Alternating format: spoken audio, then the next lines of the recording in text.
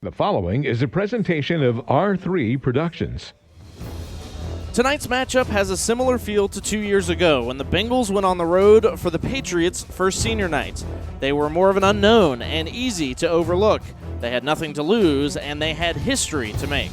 However, tonight, it's the Bengals who are easy to overlook and consider to win the conference, we have to worry about other SWAC foes. Last week's loss to Holly Springs was devastating. A 14-point lead made it appear as if the Bengals were going to shock Southern Wake County. But that was the first quarter, and a single turnover seemed to swing the pendulum in the opposite direction. Much like that senior night 2 seasons ago, the Bengals could use a homecoming crowd tonight to give them the energy. The battle will still have to be won on the gridiron, and in order to do so, errors must be limited. No trophies have been handed out yet, and nothing has been decided in the SWAC. Second place and an automatic bid in the playoffs is still up for grabs. Live from Fuquay-Varina High School, the Bengal R3 Sports Network is on the air.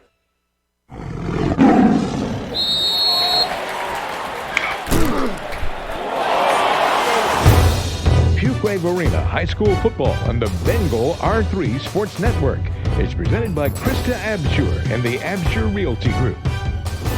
Will be a handoff. Stewart got a blocker. Has another man in front of him. Breaks another one. He's got the touchdown as a defender comes in late to be a lead blocker for Carrington. Carrington gets stood up, and look at that. A whole host of Bengals coming in. Welcome into Bengal Game Day, presented by the Aviator Smokehouse. It's time to get you ready for tonight's matchup. And the keeper, Uzandu. Look at the speed. Wow. Pistol snap. Elkins, hands off. Harris with a big stop. Lots of room to run now. Zakiti, he got the angle, stays on his feet. Pass, Rhodes, Houston. Got it for the score. Right set on the right side. Hand off. Chadwick stops at the line. Timeout. Touchdown! Unbelievable! Alongside the coach, Jim Cole, here's the voice of the Bengals, Rand Northam. Good evening and welcome to the temporary location of Fuquay-Varina High School here at Willow Spring High School, which will be unveiled in a couple seasons. The Bengals will be here home for a couple seasons. Rand Northam joined alongside Evan Rogers. Luke Anderson also here with us producing things as usual. The coach, Jim Cole, hopefully will be with us in a little while, and we'll hear what he's got going on tonight. But as we kick off Bengal Game Day presented by the Aviator Smokehouse, the Bengals have to find a way to bounce back. Evan, last week's loss was tough, but second place right now is still up for grabs. I mean, you win out, and you're in second place. Yeah, I mean, definitely a tough loss, but, I mean, we said many times, Holly Springs definitely looks like the best team in this conference, and, I mean, with a win tonight, you start the possibly, you know, if you get some wins at this end of the season, you could be looking at second place and then automatic playoff berth. That's right. That's the important thing right now. I think for Fuquay-Varina to not be able to get a berth in the playoffs this year would be devastating after such a long run. I think it was 2004 was the last time. Oh, yeah, it's been really long. That would be tough to take, but that opportunity is still there. And Holly Springs is the real deal. That's what we saw. You alluded to that already. An impressive defense, a strong offense, mostly Derek Combs, 231 yards, all in the first half. He sat out the second half with maybe cramps or an injury. But the quarterback still has some work to do, and I think that is the question mark for Holly Springs in the playoffs. You've got to get your sophomore quarterback to not make the mistakes that he's we got to make sure he doesn't look like a sophomore. Like you said, the first 2 drives he looked like a sophomore quarterback, and once Derek kind of got the offense going, you saw him kind of get into the mix, and he felt more comfortable. Absolutely. Well, playoffs not out of the picture. We've been talking about it. Friendship tonight at South Garner, then home, Garner and Middle Creek. Tonight is the big question. I mean, you win this game, and you are propelling yourself into the possibility of success down the line. South Garner is almost a guarantee. Yep. You hate to say it for such a new school, but that's the ropes. Them's the digs, as they say.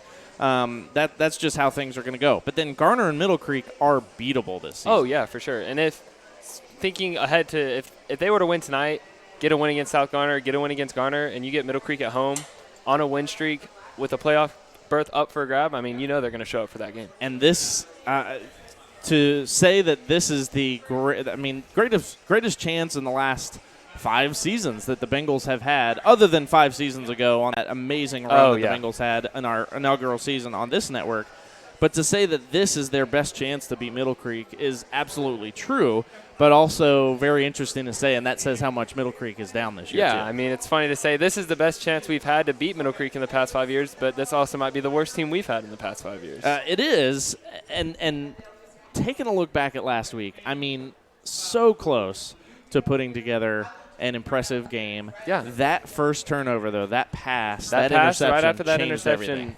just pretty much that was like the nail in the coffin. It was, and then it just fell apart from there. You know, I wonder if all those other fumbles took place, even if the energy stayed up and the Bengals could have stayed focused, not thrown that pick. I wonder how that game would have been different. Yeah. So we will have the Patriots scouting report on the other side of this timeout. But first, Need to unwind after a long week? There's no better place than the Aviator Smokehouse in downtown Fuquay-Varina. Start off with some mac and cheese bites, pick from a list of slow-smoked delicious meats, or try a classic sandwich or burger. Stop by the Smokehouse at the corner of Broad and Stewart or online at aviatorbrew.com/smokehouse. thank you very much. Back with the Patriots scouting report on the other side of this timeout on the Bengal R3 Sports. I don't know what else to do. I've tried everything. We've got to get to dinner at the Aviator Smokehouse soon. Wow, how did you do that? Quick, make it stop again. Dinner's at the Aviator Smokehouse in 30 minutes. No way. Aviator Smokehouse. Aviator Smokehouse? Well, I guess the tiny tyrant has spoken. We'd better get to the Aviator Smokehouse. You know Window Effects for the smooth factory finish they do on your vehicle tinting. But did you know that same high-quality work can also benefit your home or business? Window tinting for your home or office will reduce heat, cut down on glare, and stop floors and furniture from fading, saving you money and protecting your assets. Don't know whether you need window tinting? Contact Window Effects today for a free estimate. Search for Window Effects on Facebook and tell them R3 Sports sent you. Creative Wiring Solutions has been a leader in home theater installation since 2002. They specialize in home integration, structured wiring of smart homes, house audio, noise control, security, monitoring, central vacuum systems, and so much more. From the Triangle to the coast, Creative Wiring Solutions proudly serves throughout all of North Carolina. They recognize the special care and attention to detail needed when designing your home entertainment. Expect the best. The Strong Center for Excellence is a nonprofit organization that provides team, group, and individual skills training and league play for basketball and football. They serve youth from ages 6 to 18 whose playing ability ranges from beginner to those preparing for college recruitment. Their trainers are former professional and college athletes who share the belief that hard work, discipline, and a positive attitude are essential in helping people accomplish their goals. Take your student athlete to the next level. 919-285-1374 or thestrongcenter.org. Welcome back to Bengal Game Day, presented by the Aviator Smokehouse. It's time to head across the gridiron and see how the Bengals match up in tonight's opposing scouting report.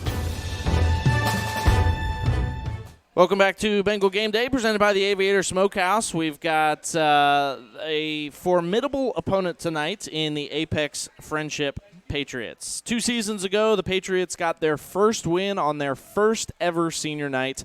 That was an impressive win there. It was a heartbreaking loss for the Bengals. It was a loss that the Bengals should not have received. It was a game in which the Bengals played down, and it was a post-Middle Creek game where what happens to Fuquay happened to Fuquay when you lose to Middle Creek, and they just were not playing their game. Last season, Apex Friendship seemed to just go away. They lost that running back that was so good, and they seemed to fall out, and you said, okay, well, that 1 year was nice to see from them, but then they weren't able to continue it on.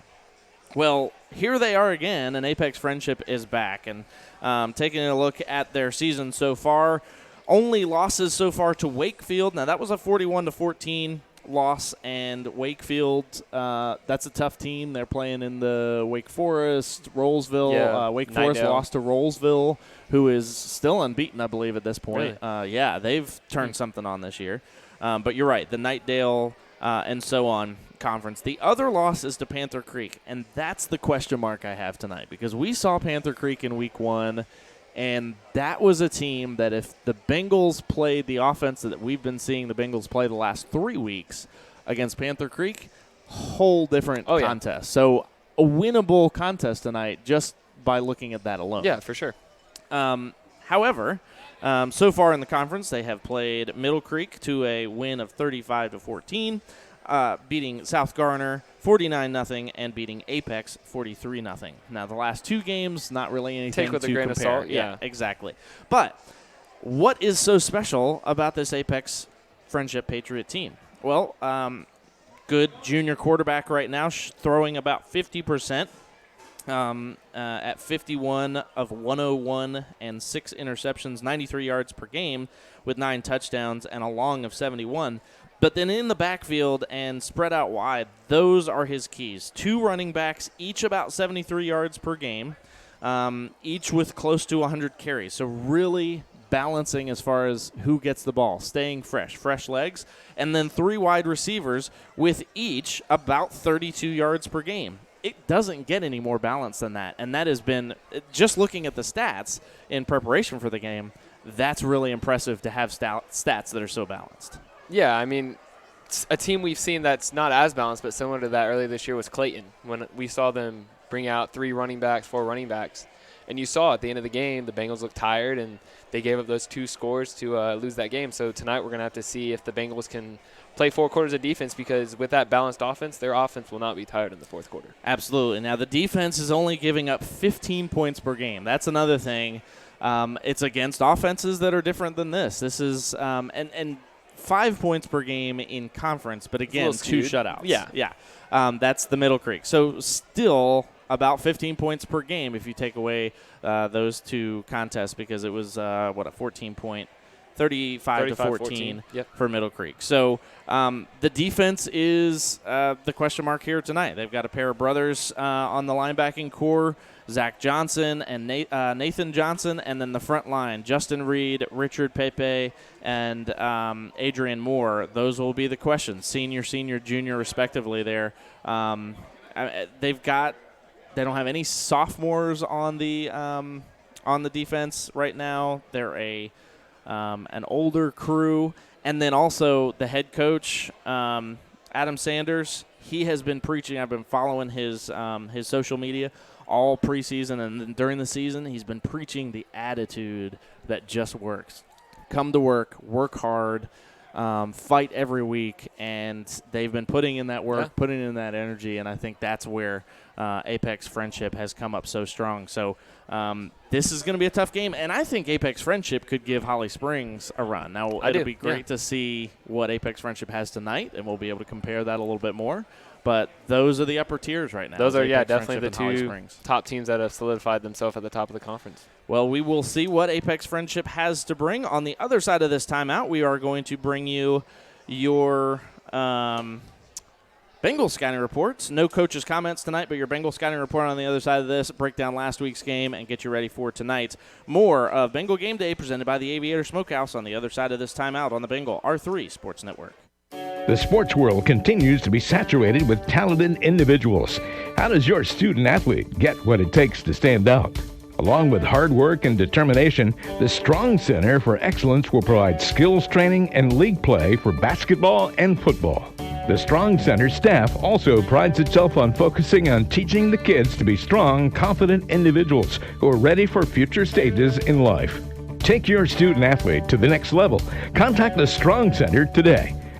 Your home is where you lay your head at night. It's where your children learn to walk, where they get their acceptance letter for college. You want someone to help you who has ethics and integrity, and who will go the extra mile to make sure you get everything you desire in your new home. Krista Absher and her team at the Absher Realty Group will help you find your perfect home. Don't hesitate to call her today at 919-753-6518 and visit theabsherrealtygroup.com.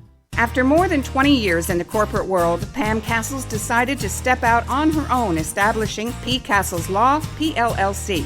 She's available for commercial transactional, legal services, such as contracts for purchases and sales of goods and services and non-disclosure and non-compete agreements and transportation contracts. Contact Pam at 919-534-5735 or Pam at pcastleslaw.com. P. Castles Law, this year's sponsor of the Players of the Game.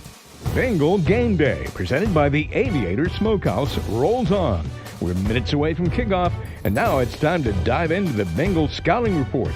But first, let's hear from the head Bengal, Jeb Hall, in tonight's Coach's Comments, presented by the Strong Center for Excellence. No coaches' comments tonight, as timing did not allow for that, but we will have post-game coaches' comments as long as the coach, Jim Cole, shows up for us tonight, and we look forward to that. It's homecoming tonight. We do want to let you know of our coaches' comments sponsor, though, which is the Strong Center for Excellence. The Fuquay-Varina Youth Football Bengals are 13-2 on the season. They had an outstanding turnout against the Oak Grove Pirates this past weekend and will be traveling to West Johnson High School versus the Cleveland Panthers. The players of the game were for 8U, Eli Swinson on offense, Max Stamer on defense. For 10U, Matthew Ziegler on offense and Keon Harris on defense. I apologize if I butchered that name. And for 12U, Amir Cook's offense and Lucas Fountain defense. Thank you very much, Luke. We now head into our Bengals scouting report and taking a look at these Bengals right now on the season, not the season that they wanted or expected. 1-6, now 1-3 in SWAC play. That is tied for third. Two teams alone at the top right now being Holly Springs and Apex Friendship. So 3-0 on the season for both of those opponents. Last time out, a 48-14 loss to Holly Springs on the road at Holly Springs in our first ever simulcast that went fairly well. Adam Moore is back with the Golden Hawks tonight with that broadcast, and we're glad to be here with you tonight. The Bengals had such energy in the opening drive, and I was talking to Coach Hall off of the air about that energy, and he said, I don't know if these kids are about to come out and shock the world or if they're going to come out so flat because they've been so hype all day long. And I think that's something that's been missing from the Bengals from the years past, is that they haven't been able to transfer that energy from off the field pregame to the field, but they did that last week. The energy, I think, that they brought those first two scores last week. Yeah, I mean, the energy you saw, especially after that incredible catch by Ethan Burke in the first quarter, I mean, you saw the best energy of the season, like, no doubt. I mean, you saw the Bengals not look at the record of the other team, and they were like, you know what, we could beat this team. And that's the kind of energy they're going to need tonight to pull off a big win against Friendship. And if that was sustained, you and I were talking a little bit about it just a few minutes ago, if that energy was sustained and that clean play was sustained, I think the Bengals could have stuck with Holly Springs longer and potentially pulled that one out down late. I think Holly Springs was a really strong opponent, though, and likely would have taken that win regardless. But I think they could have kept it a more respectable game and a lot closer there at the end. Now, that being said, they cannot, as we mentioned, let one play take them out of the game tonight, and that was that interception last week. That interception, I mean, just completely demoralized the team. And against good teams, you can't let one small mistake take you out of the game, which we saw last week against Holly Springs. Other things that have plagued the defense or the Bengals this year is the defense taking huge hits that they have. That being, Gabe Davidson has been out for 4 or 5 weeks now. Yeah, it's been a while. A long time. And then Ellis Blankenship last week, his injury was killer to these Bengals as he took over Davidson's spot as the leading tackler. You're 1 and 2 leading tacklers right there. Really tough. So we hope to see Davidson back tonight. We've been looking for his number out there. Blankenship, I would imagine with the injury he sustained, we will not be seeing him tonight. I doubt it, yeah. He's got to be out. Not sure what the injury was, but he's got to be out at least a couple weeks if it was a dislocation or something like that. It was an upper body injury. If it was a broken collarbone, though, he's out even longer and probably the remainder of the season. So we certainly hope, regardless of whether Davidson's back or not tonight, we hope both of them and everybody who's dealing with injuries a speedy recovery and return to play. The passing game was impressive, especially, as you mentioned, that over-the-shoulder pass to Burke. Burke making the one-handed grab. I just released the plays of the game today on YouTube and actually slowed that catch down, and you can see him with that one hand reaching out and pulling it into the body. It's really impressive. invite you to go check out that video as well. But that pass alone, twice, if you remember it. So the pass into the end zone, if it wasn't caught, I think it was going to be called a pass interference. For sure. And then the second time they threw it, it was a pass interference. That was though statistically it doesn't show it, that pass was 100%. They went 2 for 2 in my books. You get a touchdown, and then you get that long pass interference. So I think the passing game, though it was limited last week, looked really strong. Again, minus that interception. Yeah, and we're seeing Braswell grow up in a way where the few weeks we saw him in the beginning, we see he would predetermine where he's going to throw it. And now we're kind of seeing him to start to make some reads, throw smarter passes. I mean, he still had a pick last week, but he's definitely growing up over the season. Man, that is a really great point. Junior Jacob Braswell has a lot more to go, but has certainly grown as the season has gone along. Sakidu Uzandu, 7 carries, leading rusher last week with 60 yards. He did have that one fumble, and I think that pulled him out of the game as well. The coaches did not want to see that happen again. Lots of fumbles last week, unfortunately, with 5 of them. But Matthew Lyons really got shut down. He had 10 carries, but only for 46 yards, 1 touchdown. He does have 8 touchdowns on the season. But Lyons, he's the key to this offense. You shut him down, and that really takes away the big, hard-hitting part of this offense. Yeah, he's the heart and soul of the offense. We saw when he had success against Apex, you win the game, and then when he gets locked down, it's definitely hard to win a game. It is homecoming 2019 here at Fuquay-Varina High School. The marching Bengals are going to bring the fans here in the stands the national anthem. We will bring you these messages and your kickoff here coming up on the other side of this timeout right here on the Bengal R3 Sports Network. Now here we've got a spacious kitchen. Honey, this house is beautiful. I think it's the one. It just came on the market. I'm glad Krista was able to get us in here quickly. Krista was right. With how quickly houses are selling, it's important to know the market and be prepared to act fast. With the Absher Realty Group, powered by Fathom Realty, we'll help you find your dream home. With Krista Absher, the important thing to remember is you come first. She works with honor and integrity, educating you every step of the home buying process. Visit theabsherrealtygroup.com today. Protecting your family, your home, your car is extremely important. One company that's been doing just that in Fuquay-Varina since 1956 is Dickens Insurance Agency. Their agents are tried and tested, and they're able to handle any questions you may have regarding your insurance needs. And if you combine your personal auto, homeowners, and life insurance, let the savings start rolling in. Visit Dickens Insurance Agency at 402 Wake Chapel Road or online at dickensinsurance.com. Big box stores can sell you a new TV or even speaker wire. What they can't give you is custom entertainment. Creative Wiring Solutions is the area leader in home theater installation. In addition to offering custom design and personalized service, they offer a wide variety of products and services, including speakers, projector screens, and so much more. They'll customize packages and accessories for your individual needs, from small projects like TV mounting to larger projects like full home theater installation. Expect the best with Creative Wiring Solutions. This is Fuquay-Varina High School football on the Bengal R3 Sports Network, presented by Krista Absher and the Absher Realty Group. Stop by their new location at the corner of Main Street and Raleigh Street, and always online at theabsherrealtygroup.com. By the Aviator Smokehouse at the corner of Broad and Stewart, and online at aviatorbrew.com/smokehouse. By Dickens Insurance Agency, proudly serving the Fuquay-Varina community since 1956. By Wingin' It Tap House and Grill, located in the 5 Point Center, next to Sheets on the east side of Fuquay-Varina. By Window Effects, give your ride that touch that will make heads turn. By P. Castle's Law, this year's sponsor of the Players of the Game. By the Strong Center for Excellence, empowering youth on and off the court and field. And by Creative Wiring Solutions, the area's leader in custom home entertainment. Now, with a call of the game alongside the coach, Jim Cole, here's the voice of the Bengals, Rand Northam.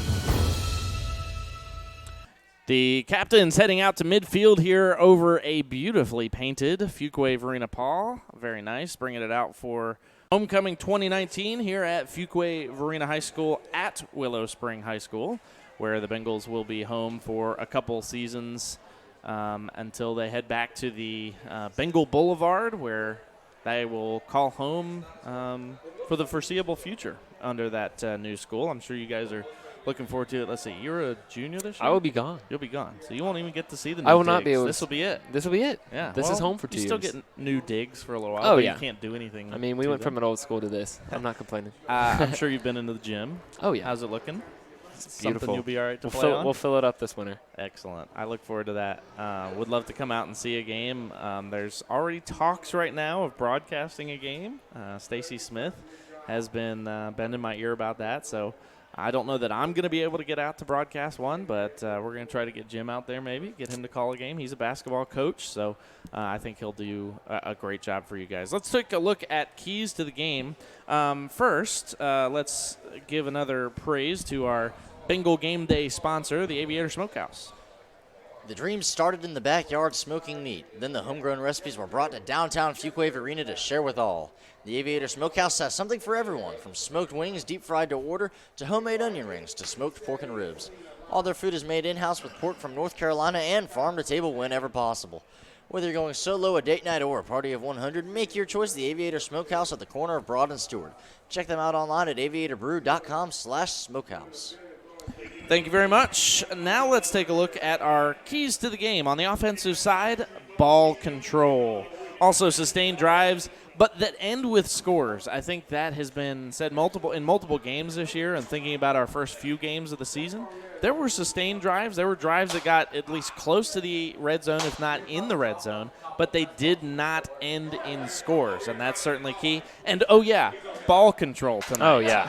We cannot have 6 turnovers, much less really 1 turnover. The Bengals need to get back to the ways of week, 3, 4, 5 maybe, or just 4 that little 5. Clayton mesh where they kind of played a clean game. We need to see that tonight. Exactly. And then penalties, too. Regardless of which side of the ball, the Bengals need to continue to do a good job of not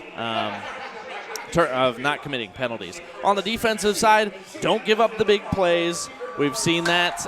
We saw that a couple times last week. You got to keep the energy up. Don't give up the big plays. Get a takeaway. First takeaway of the season last week against Holly Springs. That's it. That's the only one they've had, and have turned the ball over this season. What is it, 14 times? 10. That doesn't seem right. But 10 turnovers, that's got to be more than that, actually. Oh, yeah. I'll look back and see. The season is not – season stats maybe not pulling all the turnovers correctly there. I don't blame your stat keeping because I know we've seen them in the games, but as far as game by game. But it's got to be something close to 14 or 15 turnovers on the season. And then quick strikes. Score early and score often. I have that on the defensive side. That must be a holdover from last week. But if you can make those quick strikes, I think that what that translates into is get those 3 and outs. Get the 3 and outs on this team that is 3-0 right now in the conference. Make a name for yourself tonight. You've got nothing to lose. You've got everything if you're to Fuquay, gain. you have – this is – I mean, I hate to say it. If you want to make the playoffs, this is a must-win game. It is. It absolutely is. But there's no pressure on you. I mean, you're playing a team that's 3-0 in conference, great upside, and no one's giving you a shot. It's like Holly Springs over again, but you're at home. And I don't blame High School OT for not putting Fuquay-Varina in any of their publications right now. I mean, they're 1-6. That's what they are. However, you should look at that and say, listen, go out, give it your all, and use the Appalachian State mentality right now. 1-0 every week. Yeah. That is what Eli Drinkowitz has brought to the program. He says 1-0 every week, and I think that's absolutely the case that the Bengals need to do. Kickoff at Fuquay-Varina High School will be a worm burner across the field, picked up at the 30-yard line, returned, and taken to the other side of the field, but brought down quickly. He ran maybe 30 yards, but gained about 2 or 3 as the return was by Burke up to the 34-yard line, where it will be 1st down and 10 for the Patriots. And quick note, I just saw Gabe Davison on the sideline in pads tonight. Excellent. So that is a important player for the defense. Good to have your, at one point, leading tackler back tonight. Might have taken all night to find him, Yeah. but you did, and that's great to see. So glad to see he is getting healthier as the Bengal defense does commit the first penalty of the night. Bit of excitement maybe for this Fuquay-Varina defense.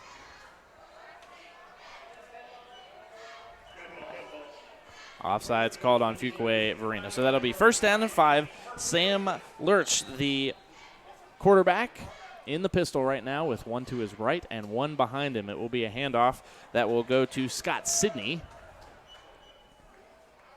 No, excuse me, Samuel Cabe. Samuel Cabe getting the carry. No, I missed it. It was Sidney. Had it right the first time. So Sidney, again, Sidney and Cabe sharing carries about 73 yards per game each. And Lurch will look for the second down snap. Gets it, rolls out to his right, pass over to about midfield where he crosses into Bengal territory for the first down. Nice pitch and catch. Again, very balanced offense. This will go complete to Peyton Bloom, and Bloom gets his first reception of the night. He's got 28 on the season now. Lurch, a 6'2", 170-pound junior. Gets the pistol snap again. This will be a handoff to Cabe, who takes it over to the left-hand side, and they're a gang of Bengals to bring him down after a gain of close to 2. Fuquay-Varina sniffing that out. Defensive line right there to make those tackles. Ken Pointinger in, and again, a number of Bengals there to help out.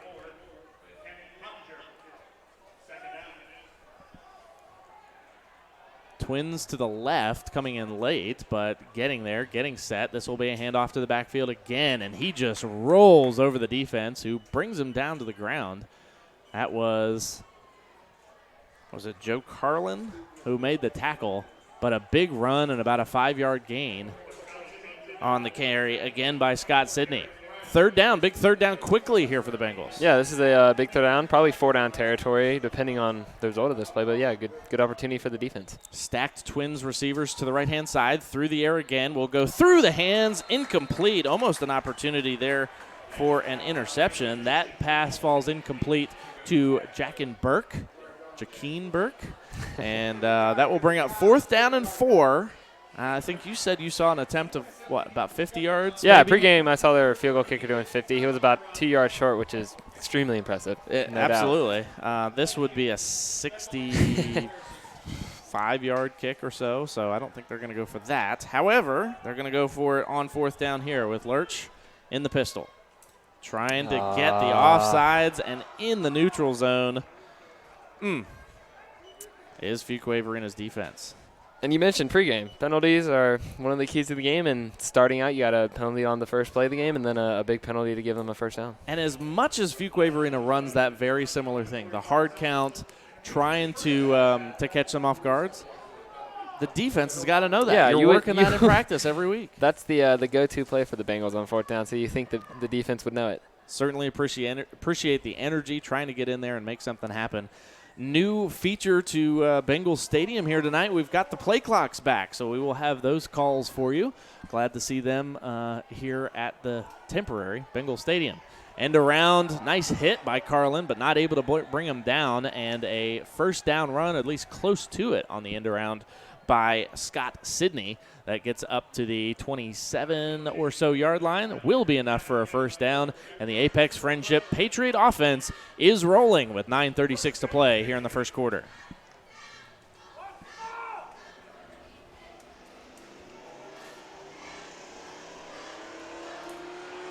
Lurch with the pass to the left side. Intercepted! And with a chance to return. Got his feet tangled a bit up underneath him. But a great interception, exactly what the Bengals needed.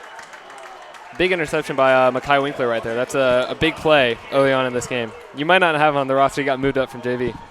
Excellent. Love to see that. You said Mekhi Luther? Winkler. Thank you. Yeah. Great job, and you could see that developing, at least for our angle. That is the turnover the Bengals needed, and exactly when they needed it, as Apex Friendship was really starting to get on a roll. That will bring the offense with Jacob Braswell out onto the field. 3 in the backfield for the offense of Fuquay-Varina. The line comes set. Braswell gets the handoff to Lyons. Lyons carries ahead, gets a few. And, I believe that's Jackson Barker who gets the first carry. Lyons was in on the lead block, again, with that triple set in the backfield. Barker gets 4. It'll bring up 2nd down and 6.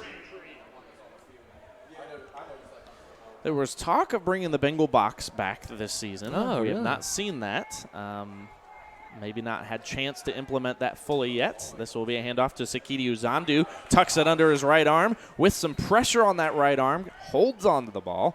Gains ahead for a couple after the nice tackle by Nate Hightower on that left-hand side. That sets the ball on the left hash marks on the 32.5-yard line. We'll bring up 3rd down and a long 2.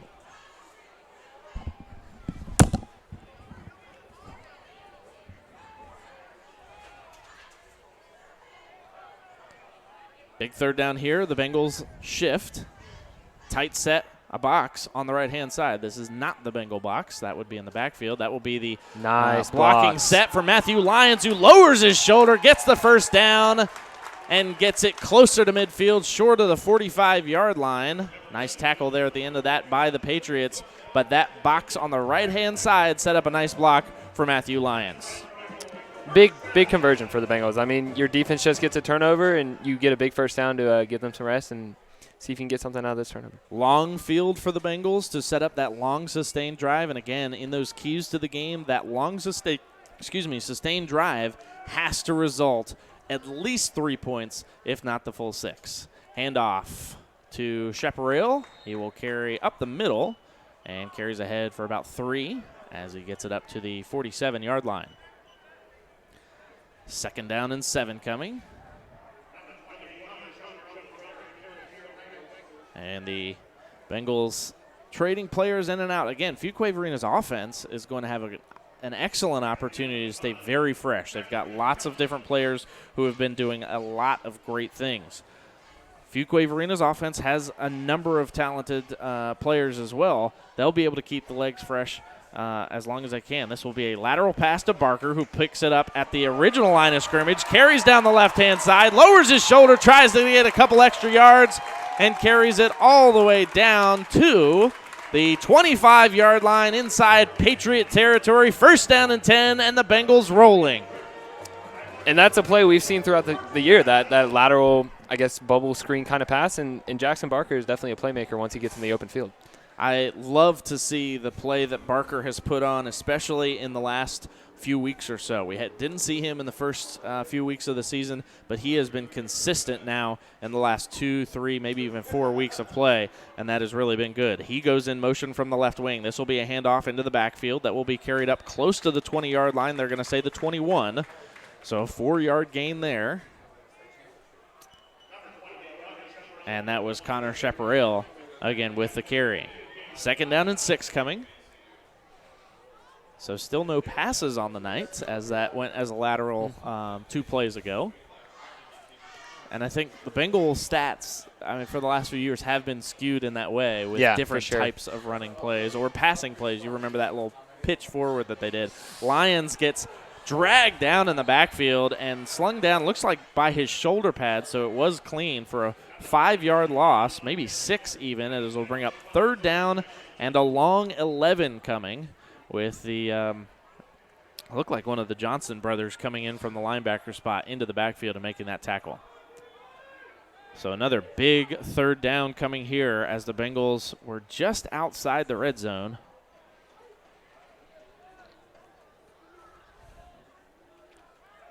On 3rd down, the shift again to bring the box to the right-hand side. Lyons in the backfield again. Let's see if they run something different this time. It's a toss sweep. Lyons gets the blocks again, gets it inside the red zone, down to the 16-yard line, close to a 1st down. He needed the 15, though, so the Bengals are going to have a decision to make here on 4th down and 1.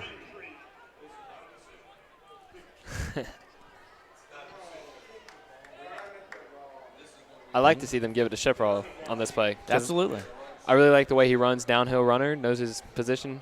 He can get you a yard real quick. And that's key, I think, in this one, is go downhill. Don't try this outside stuff. Yeah, he doesn't try the stuff. shifty stuff. He just up the gut. All you need is a yard. Right up the gut.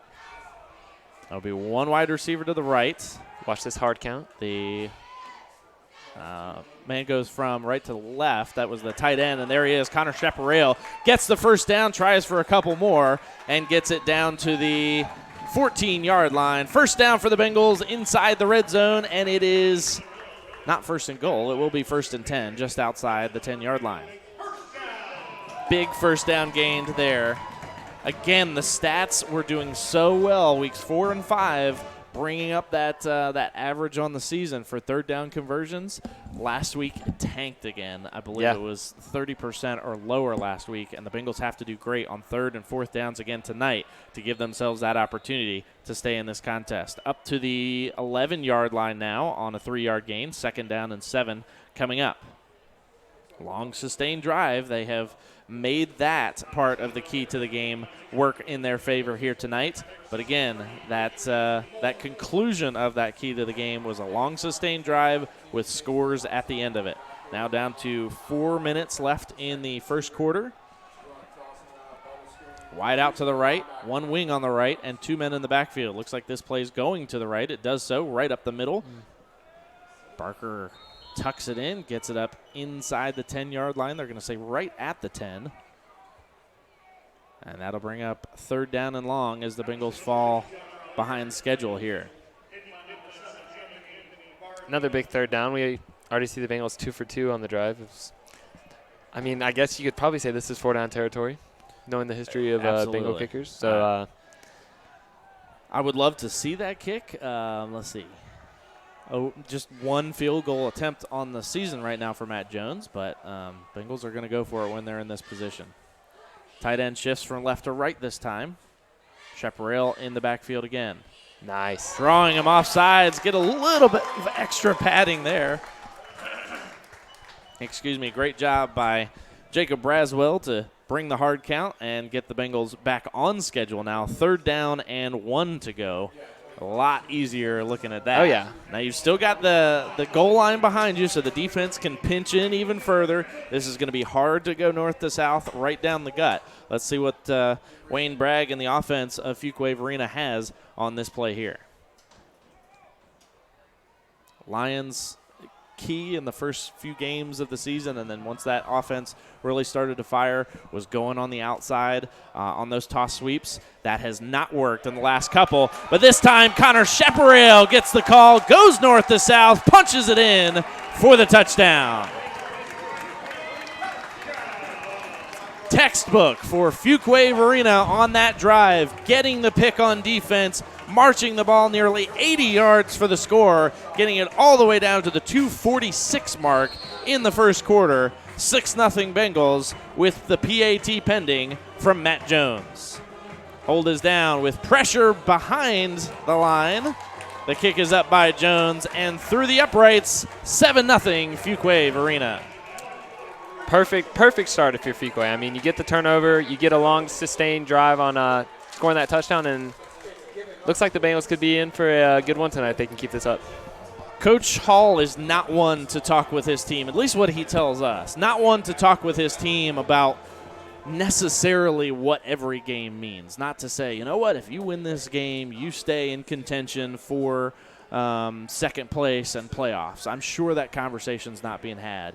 But the gravity of this game tonight, that's what it is. But not only that you stay alive for that opportunity, but the momentum that you can take out of this game. If you keep playing like we've seen those last two sets of those last two series, offense and defense, you keep playing like that, and you can continue to compete with the Holly Springs and the Middle Creeks and Garners. Yeah, you win this game. You've got definitely what should be a win next week in South Garner, and then you've got Garner, who's down, in Middle Creek at home. You could be looking at stringing together four late wins and completely turning your season around.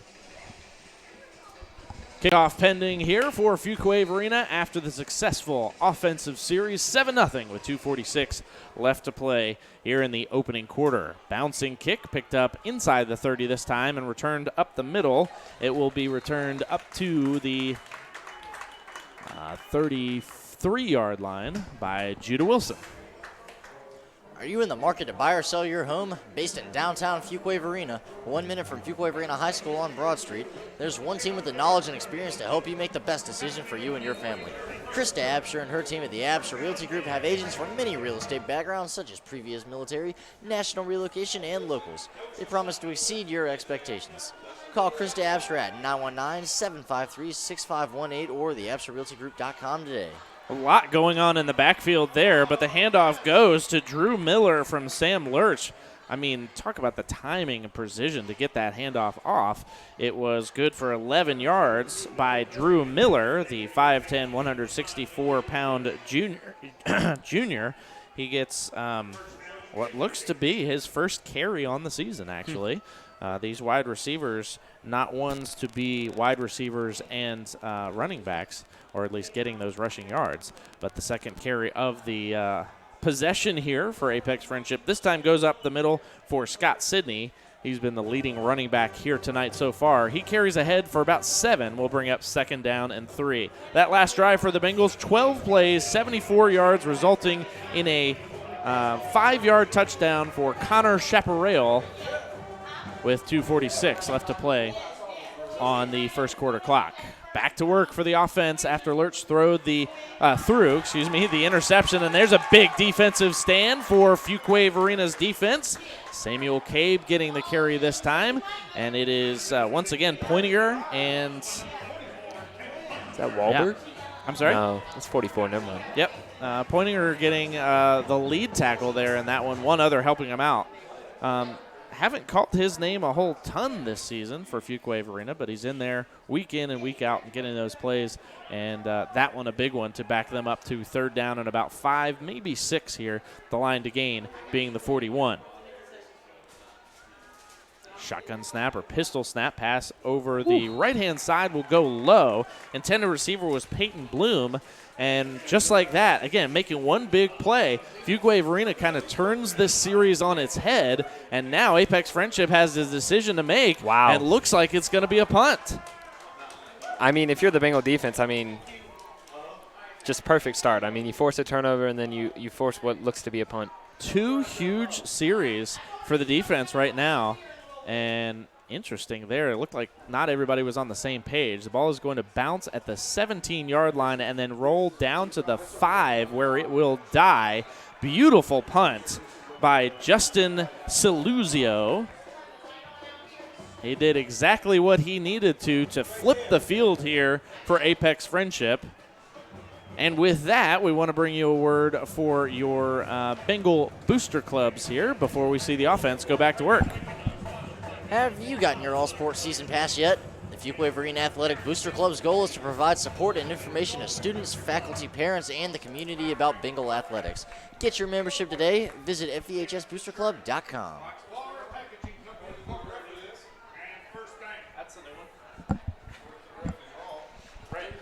So they rolled the clock after the punt. That was interesting.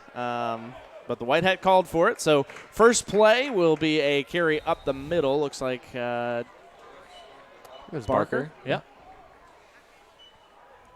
And Lyons in there to help out with the punt as well, or with the blocking as well. That's a gain of 5. Offensive line getting a good push there up to the 10-yard line.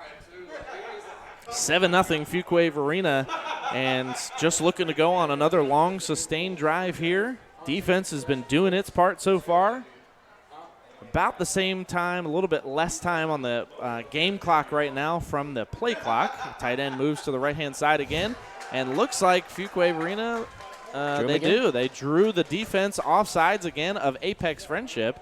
Stops the clock with 5.1 to play on the first quarter clock. Not real sure what the referee is working with on his pants there. I'm not sure if he's mic'd up here tonight. Looks like he might be, and is trying to get that working. But that will stop the clock, give the Bengals a first down. We'll roll the clock, and the Bengals will not have another play here in the first quarter. Very successful first quarter, and more so than I would say than last week's first quarter, and I'll say why on the other side of this timeout. Bengals lead the way, 7-0 at the end of one on the Bengal R3 Sports Network. If you're looking for a realtor and want to save thousands, call me. I'm Krista Absher of the Absher Realty Group, powered by Fathom Realty. With our Heroes to Homeowners program, first responders, nurses, teachers, and veterans qualify for a 25% commission rebate to thank you for your service and sacrifice. As an Air Force veteran with 13 years of local real estate experience, our mission is to help fellow veterans and local heroes achieve their dream of homeownership. Call me, Krista Absher, 919-355-SOLD. That's 919-355-SOLD. Or visit theabsherrealtygroup.com.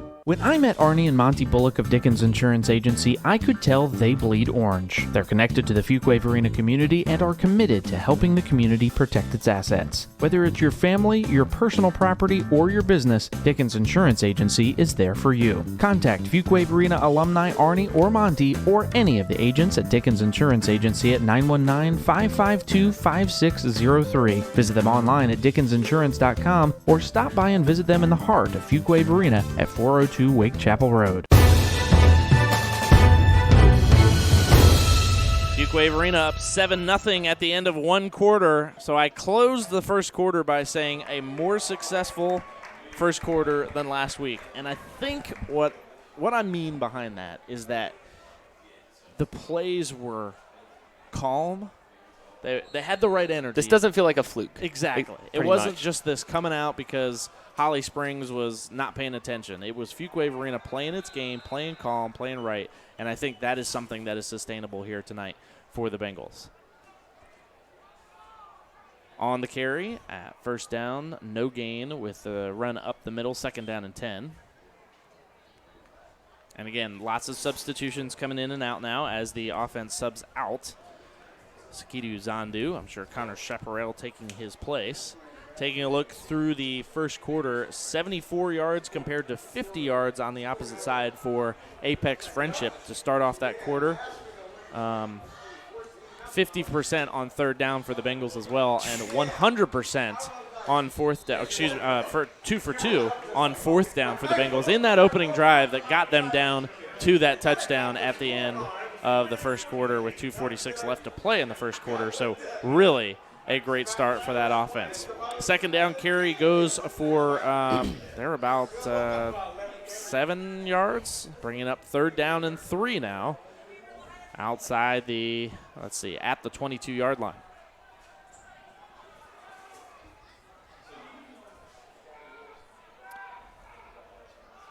Twins receivers to the left-hand side, but it's going to be Connor Chaparral who carries it again and just rolls forward, doing what he does best.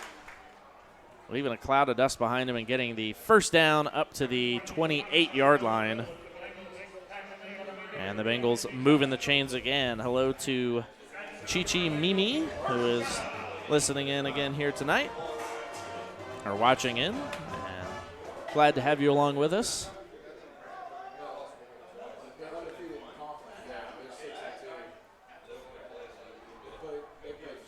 Twins receivers to the right-hand side, one wing on the right-hand side as well, and Connor Chaparral behind Braswell again. This will be that bubble screen pass to Barker. Looked like that was a lateral again to Barker, and another very successful one as it goes for a first down up to the 43-yard line. Another first down.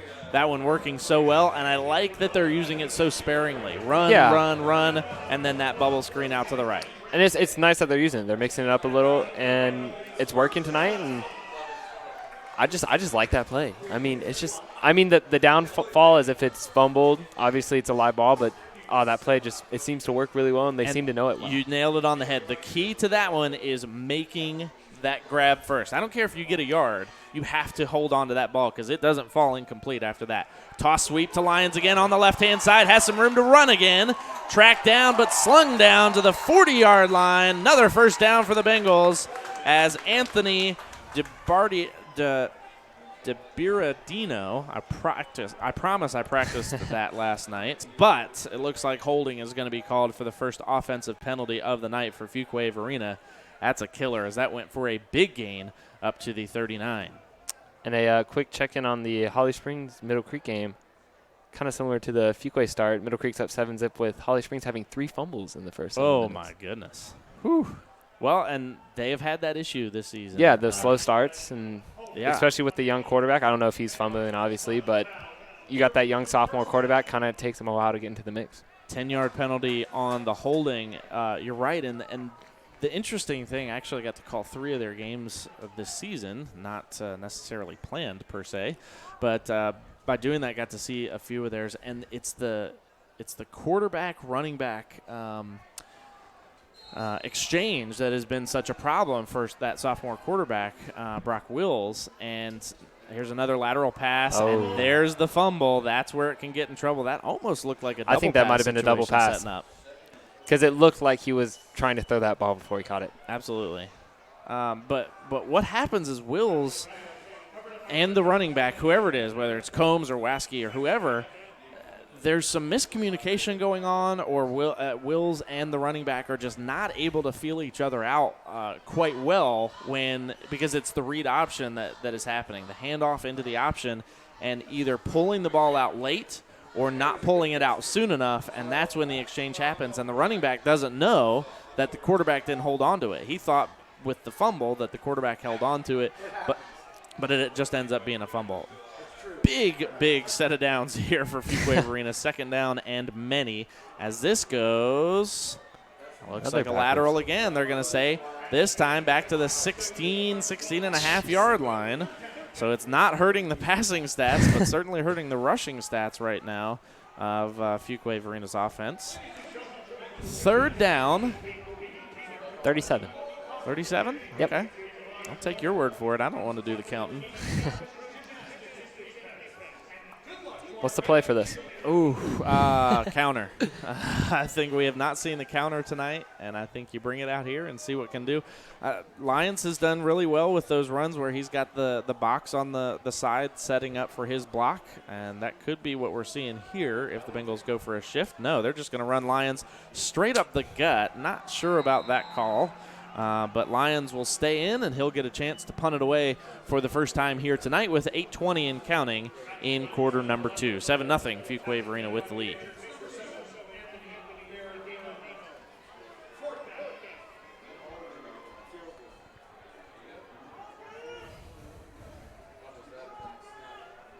Drew Miller back to return for Apex Friendship. We've not seen many opportunities for teams to return, whether it's Fuquay-Varina or the other side of the ball here this season. Pressure back there, but no block, and Lyons does a good job to get that one off. The ball will roll and continue to roll to the 45-yard line, where Apex Friendship will take over on a short field, so penalties and incomplete laterals will really hurt Fuquay-Varina in that series and allow the field to be flipped here tonight. Offense going back to work. Quick 3 and out on the last set of downs for Apex Friendship, but Lurch seeing a much shorter field here tonight with one out to the right-hand side, a pair of deep wings, and one of those from the left-hand side will run it, get the handoff, and take it up the middle. Almost an opportunity there as Drew Miller did get the carry. Almost an opportunity to strip that ball out, but a good job to hold on to it as Darius Briley, the reigning Defensive Player of the Week, presented by P. Castles Law, PLLC. He gets the tackle on that one. Twins receivers to the left, now 2 off the left hip and 1 set back from Lurch as the carry goes to, looks like Samuel Cabe again. And Winkler and an injured Bengal in on the tackle there. That will give us an opportunity to hear from our presenting sponsor here again in the second quarter of play on the Bengal R3 Sports Network. There's one team in the triangle that has the best game plan for selling your home. It starts with a well-priced home, which will often generate competing offers and drive up the final sale price. The players you want on your side are the Absher Realty Group. Visit the AbsherRealtyGroup.com today and tell them you want to be on Team Absher. Thank you very much. Something we were talking about off the air a little bit, Evan, was the injuries that the Bengals have sustained on the defensive side so far and what they cannot afford any more of tonight. Yeah, I mean, we saw Ellis Blankenship go down last week. We don't see him tonight, obviously. It looked like a serious injury. And then Gabe Davison back for the first time in, I think, 4 or 5 weeks. And then I think now we've got Connor Rosenblum limping off the field. So, yeah, the Bengal defense has definitely taken the injury bug this year. Good to see him coming off under his own power, but you hate to see him with such a limp. Not sure if that's something he'll be returning from, but certainly hope that he can. Connor Rosenblum has been in. He was in last year as a sophomore. And certainly provides really good things for the Bengals. So we're going to need to see him come back and hope he can get taped up and recovered here for more play here tonight. Pistol snap goes to Sydney. Sydney carries it up the middle, pinballs off a few would-be tacklers, carries it up to the 27-yard line, where it will be close to a first down. We'll bring up second down and a long 3. No, they'll say 4 yards, maybe 3. Yeah, on the gain of 7. Second down, 3 to go.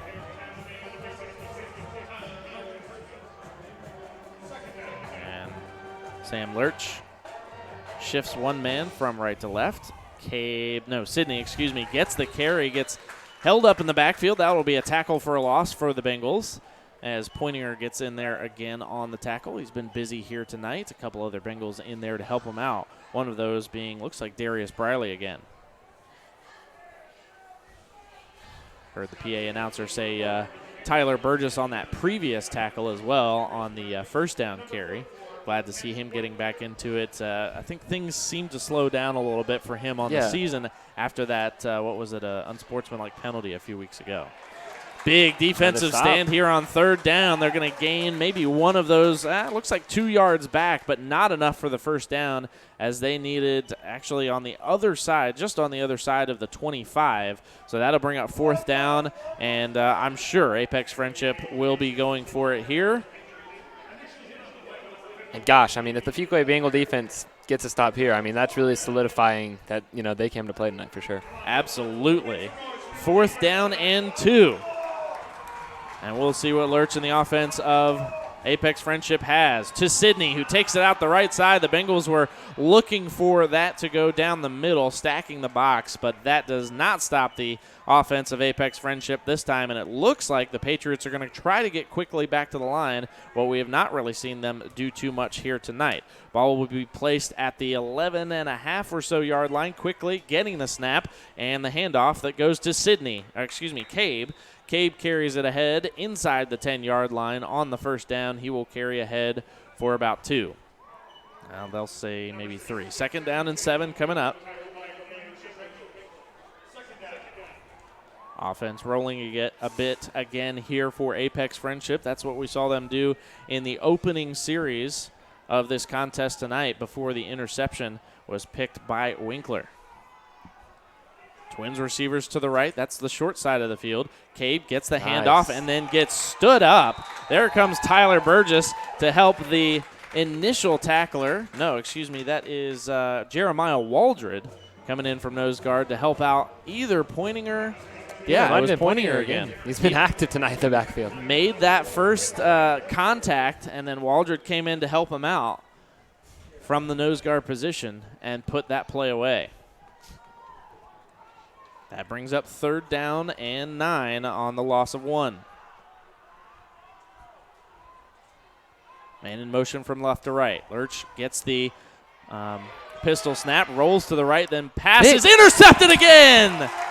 Another pick by the defense. Same guy. Winkler again. Boy, move him up sooner this season. How about that? Winkler with the eyes tonight with 4:01. Bengals are going to have 99 yards to work with on offense, but keeping Apex Friendship out of the end zone again. Second takeaway tonight, third on the season, doubling up last week's first takeaway of the season.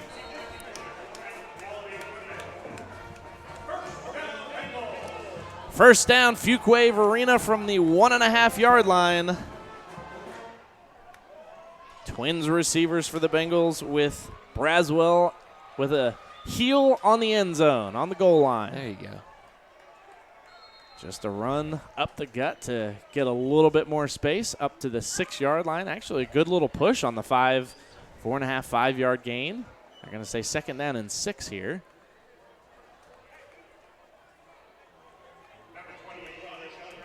Actually, back them up even more. That's going to be second down and 7. Oh, so the line judge on the near side is actually him at the yard 6. further, yeah. but and they're going to stop. Looks like the line judge on the near side said no, move that ball up a yard more. Standing his ground. He had the better view. So second down and 6 here. from the 6-yard line. Man in motion is Barker. The handoff will go to Chaparral again, who will get the yardage up to the 10-yard line and then get pushed back. But that will be enough for a 3rd down and 2 coming up. 3:05 to play, second quarter. Bengals with the 7-0 lead right now. Huge game for the Bengals here, as winning out this season will give you second place, believe it or not, in the SWAC, and an automatic bid into the playoffs. So Bengals needing to go 1-0 each week. Braswell with the handoff to Chaparral again. He's gotten all 3 carries here tonight. The line judge, on the near side, saying he got enough. It looks like to get close. Nope, not enough for the first down. Really needed the 12. Got the 11, and they will stop the clock. Timeout for Apex Friendship. So they're going to stop the clock with 2:22 to play, because they're going to try to play for a short field here to try to punch the ball into the end zone before the end of the first half. Fuquay-Varina will get the ball to start off the second half. So this is a big one here. Obviously, you need to punt it away. Yeah, and last punt we saw a lot of pressure, so you got to get your blocks sustained, because obviously a block punt here, you're guaranteeing points for Friendship. Excellent point. Georgina Consolo sending a text message. Really appreciate that. Great view. I'll tweet this out if you're not following us at R3 Sports FVHS. But Fight Cancer Bengals. Fight Cancer Roll Bengals, with the L's actually being the ribbons, the pink ribbons. Really great work by Georgina Consolo's marketing class tonight here, as October is Breast Cancer Awareness Month. It's a pink out here by the Orange Crush, the Pink Crush tonight. The cheerleaders are wearing their pink ribbons. A few players, I'm sure, have pink memorabilia on them. And Fuquay-Varina is going to bring the offense out after Apex Friendship stops the clock with a timeout. You better believe there's a hard count coming on here. They're going to shift to the box on the left-hand side. Matthew Lyons very well might get this snap. We'll see if that shift is just to try to draw them off. Lyons could still punt this away. We'll see if they go with a quick kick. Braswell will try to draw one off and does so. 3 different attempts on the hard count to get them to jump. They do so. And if you're Friendship's coach, I mean, you've got to be livid at this point. I mean, that's 3 uncalled defensive offsides penalties. Nathan Johnson, who jumps. That is the left outside linebacker who was hungry to make a play. Again, his brother is the right outside linebacker. And they are going to call Coach Hall over to the white hat to see. Yeah, I think they're going to ask if you want a 10-second runoff. He's sure shaking his head left and right a lot. I'd like to know what he's saying, but I'm wondering actually if they're going to say that if they're going to wipe off the penalty here. Just the way he's talking to Coach Hall, it seems like it's something that Coach Hall is not going to be real happy about. But now they are pointing at the clock, so it has something to do with the clock right now. 2:22 left to play, second quarter. Fuquay-Varina has all 3 timeouts left. And the referee is explaining something, and it looks like they are going to decline the 10-second runoff, and I think that was the conversation. Got it. It's a new rule, says Coach Baraski, so we'll get that at halftime and explain it to you a little bit later. Clock is stopped right now, 2:22 in the second quarter. All right, so they're actually asking to turn off the play clocks. They're not going to use the play clocks anymore, and that seems to be what the white hat was discussing with Coach Hall. The box moves to the right-hand side. Now the toss sweep to Lyons. Lyons looking for the blocks, lets him set up, takes it to the far sideline. Does he get out of bounds? No. They're going to say he was tackled inbounds, so the clock will continue to roll as he carries it up to the 20-yard line, where it will be a gain of 4, second down and 6 coming up. So we get the play clocks back tonight for the first time, and they're actually going to have to turn them off. That is unfortunate.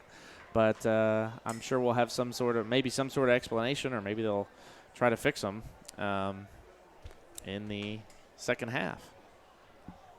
Interesting. A pair of wingbacks for Fuquay-Varina's offense. The wing tee that we've been used to seeing for so long as Barker goes in motion. Lyons gets the carry, takes it to the right-hand side. Does not look like Adam Sanders wants a timeout here as the clock rolls under 1:15 now in the second quarter. No gain on that for Lyons at the 20-yard line. And I can imagine that Fuquay-Varina is going to use all of the play clock here, though you'll have to watch the back judge for it now. But use all the play clock here to roll off as much of this clock as you can. Bengals will get the ball to start off the second half. Man in motion is the tight end from right to left. He sets up on the left-hand side. Now comes set. It's Chaparral who's in the backfield now. 5 seconds counting down. Fuquay-Varina's sideline will call the timeout with 41.8 to play. Second quarter, that will be the first timeout for the Bengals. Taking a look at stats, you can follow along with live stats presented by Creative Wiring Solutions. You can get there by visiting r3sports.org/Bengals. Travel to the schedule and results page, and then click on live view next to the Fuquay-Varina Apex Friendship game, and you can follow along with us. 103 yards, all rushing for Fuquay-Varina so far tonight. You have seen completions through the air tonight, but those have all been considered rushes as they have been lateral passes. 85 yards of total offense for Apex Friendship tonight, 75 of those on the ground. Penalty situation is not so good looking for Fuquay-Varina here tonight. 3 penalties for 24 yards compared to 3 penalties all offsides for Apex Friendship. But the big note of the night is 2 interceptions for Lurch as he's gone 1 of 5 on the night, both by the defense of Winkler. On third down, the carry will be, looked like a counter setting up there, but did not go for any sort of yardage. Looks like we'll go for no gain at the 20-yard line. Apex Friendship will take its second timeout here of the first half. And, boy, you can feel the breeze coming through the window here in the press box. The first real chill we've had in the air all season. Going. Feels really good. I did not see what your note was that you were. Just an update on the Middle Creek Holly Springs game. It's now 7-7. With 5 to go in the second quarter. So Holly Springs again waking up a little bit in the second quarter. And for this game, I mean, obviously we've still got 34 seconds left in the half, but if the Bengals can hold this lead in the halftime, I mean, with you getting the kick in the second half, maybe you can get a drive where you start with, good field position, because we just saw the pick, obviously, deep in their own territory, and then the third and forever. If you can get a drive where you start with good field position, go down and score at the beginning of that second half, I mean, this game could be interesting for the Bengals. Sure can. Hey, does Nate have a jacket up there? We might feel the camera start shaking a little bit in the second half. It's getting cool. Low snap, but the Patriots were back on some sort of looks like a return that they were trying for. As the ball dies at the 44-yard line, maybe up to the 43, where Apex Friendship's offense will take over with 1 timeout left and 24.1 on the second quarter clock. A 7-0 lead for Fuquay-Varina right now. And Sam Lurch, again, I think it's only been, 3 series of offense for Apex Friendship now, 2 of those ending in interceptions. First down and 10, quickly to the line for Apex Friendship with Twins receivers to the right-hand side. And the Bengals are going to take their second timeout, still with 1 to give here, as Coach Hall, who has really shifted his focus, he said, to the defensive side of the ball now with letting Wayne Bragg run the offense and really just focusing in on that defense, which has done well here tonight for sure. Coach Hall saw something there, wanted to make sure the defense was clear on what needed to happen here in this these last few plays here with 24.1. You cannot let Apex Friendship get into the end zone here. Yeah, you just cannot. I mean, these 24 seconds are huge. I mean, if you let them score going with some momentum, we could see kind of a Holly Springs-esque letdown. And to prevent any kind of letdown, defense has to, as they've been all night, just be stout, get a stop, 24 seconds, and go into halftime up 7-0 on a really good Friendship team. Absolutely. I've got some buddies on the other team, and I hope this game doesn't crush any friendships. Oh, look at him waking up. Luke really late on his pun last week, but working this one in quite well. First down and 10 for Lurch and the offense of Apex Friendship. And they're going to go through the air, as you can imagine. Long pass down the left-hand side. Good timing by the defense. Shea Pittman right there. Shea Pittman jumping up just in time to, if not tip that ball away, give enough of a distraction to not be able to pull that one down. And that ticks 5 seconds off the second quarter clock. Brings up second down and 10 from the 44 inside Bengal territory. Lurch with Twins receivers to the right. One man in motion is Cabe. Going through the air again, but a whistle and a stoppage. I'm not sure that I see a flag, do I? Yeah, a legal procedure will be called against Friendship. Oh, I see one. Yeah. There it is. I was like, looking forward to it. I think they will reset the clock at 19.1, but nobody's looking at it, and nobody really concerned about that right now, so they'll let it stay where it is. Lots of shifting going on here with Trips receivers to the right, one split out to the left. Lurch gets the pistol snap, looks to the right, looks to the left, long pass down the left-hand side. Pittman there again. Gave a little bit of pressure, but just an overthrown pass there with the intended receiver on the left-hand side for Apex Friendship. Defense doing its part so far. Intended receiver was Nigel Toster. Some cool names on the Apex Friendship side. Third down and 15 now with 12.1 in the second quarter. Twins receivers to the right, Twins to the left, and a stacked backfield again. Oh, they'll split one out to the right as Toster goes out to the right, bringing up Trips to the right. Pass over the middle this time. Intercepted again! 3 picks for the defense here tonight. Returning it here is Ethan Burke. You know he can catch the ball as he takes the bench out. But he's fine. He gets up onto his feet. Bengals have 1.6 in the second quarter. 7-0. Defense coming up huge tonight as Lurch tried to thread the needle there.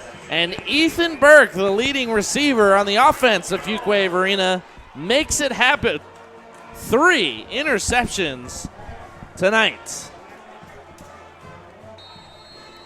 Ball will be placed at the 47-yard line.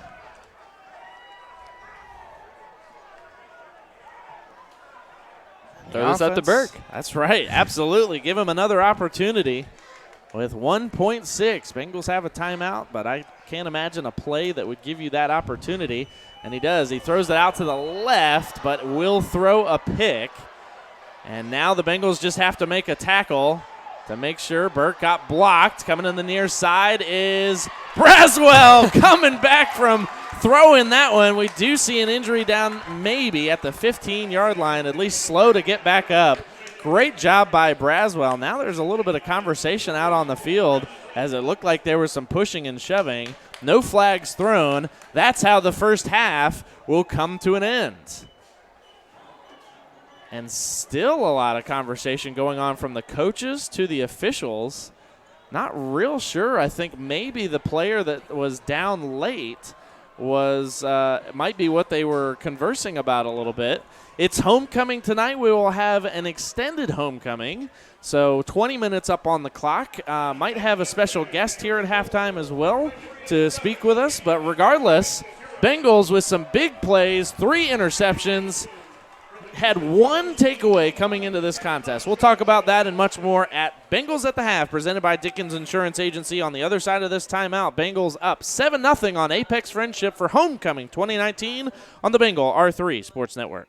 When my husband and I decided to start a family, we knew we needed to plan for the future. We contacted Dickens Insurance Agency.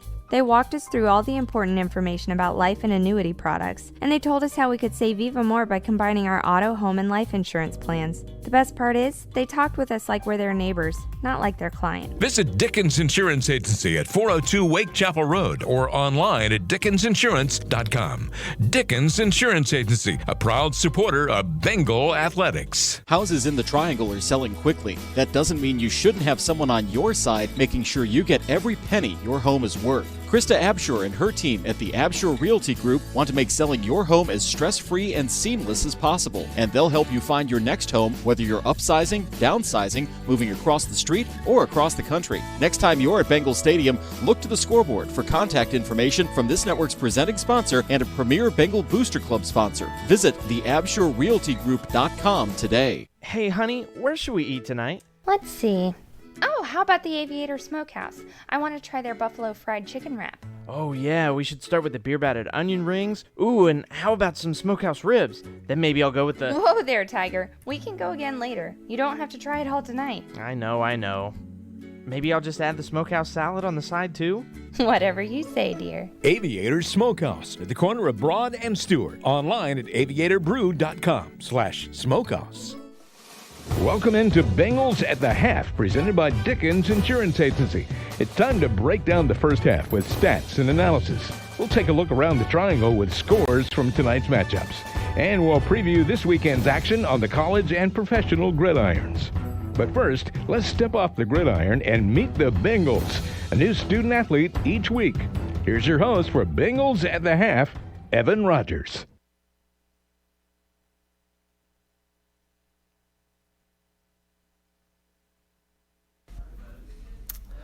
Welcome back to Bengals at the Half, presented by Dickens Insurance. I'm here with Lily Zahn for this week's player profile. And Lily, introduce yourself.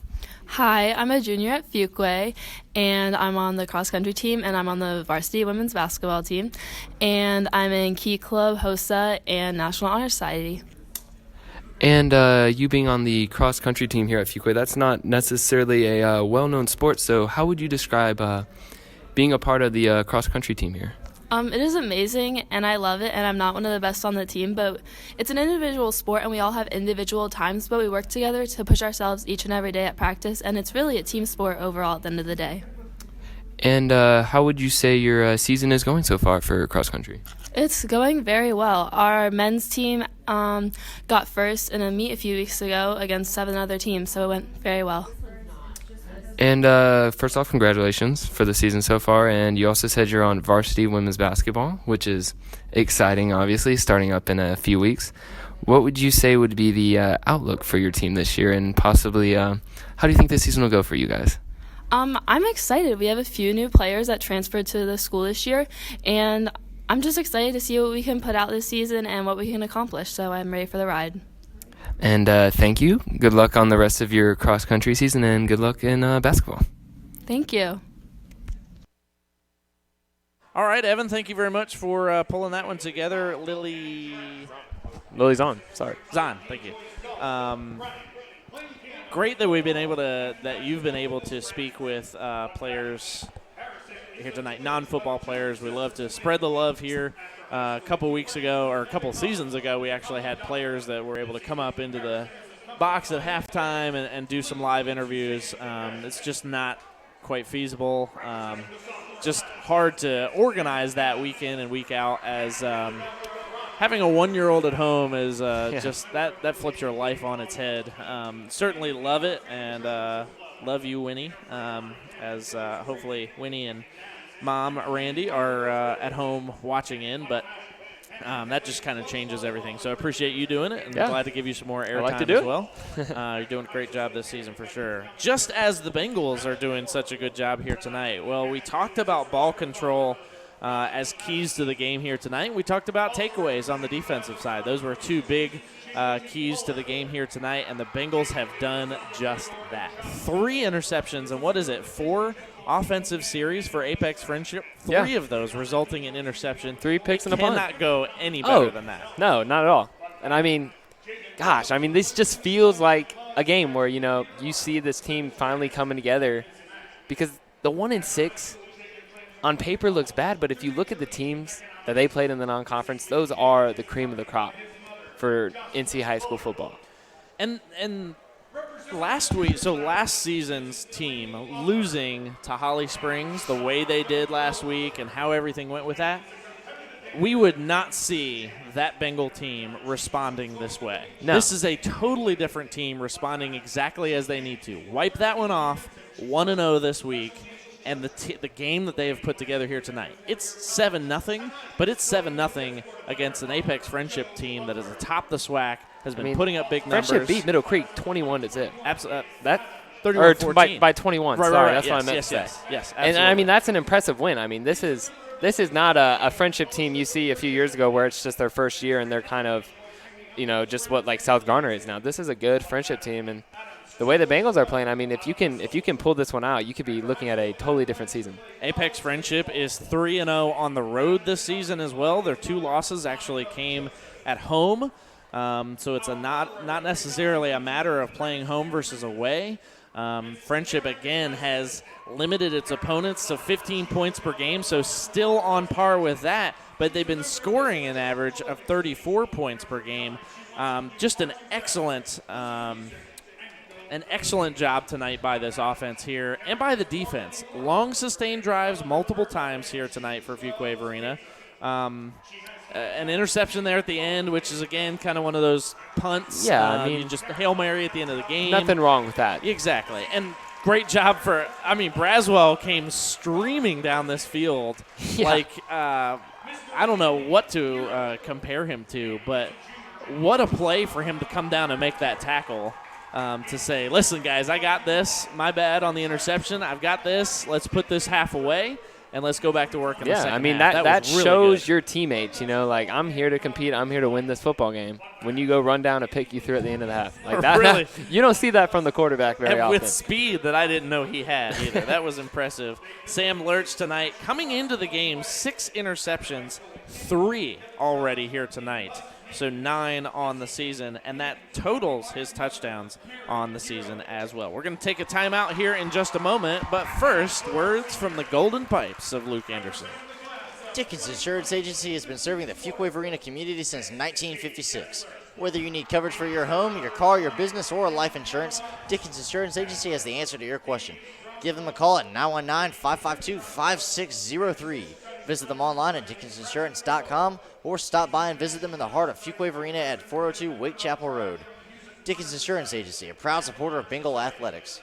Thank you very much. We will take a timeout, come back with more of Bengals at the Half, presented by Dickens Insurance Agency. On the other side of this timeout, as the Bengals lead the Apex Friendship Patriots 7-0 on the Bengal R3 Sports Network.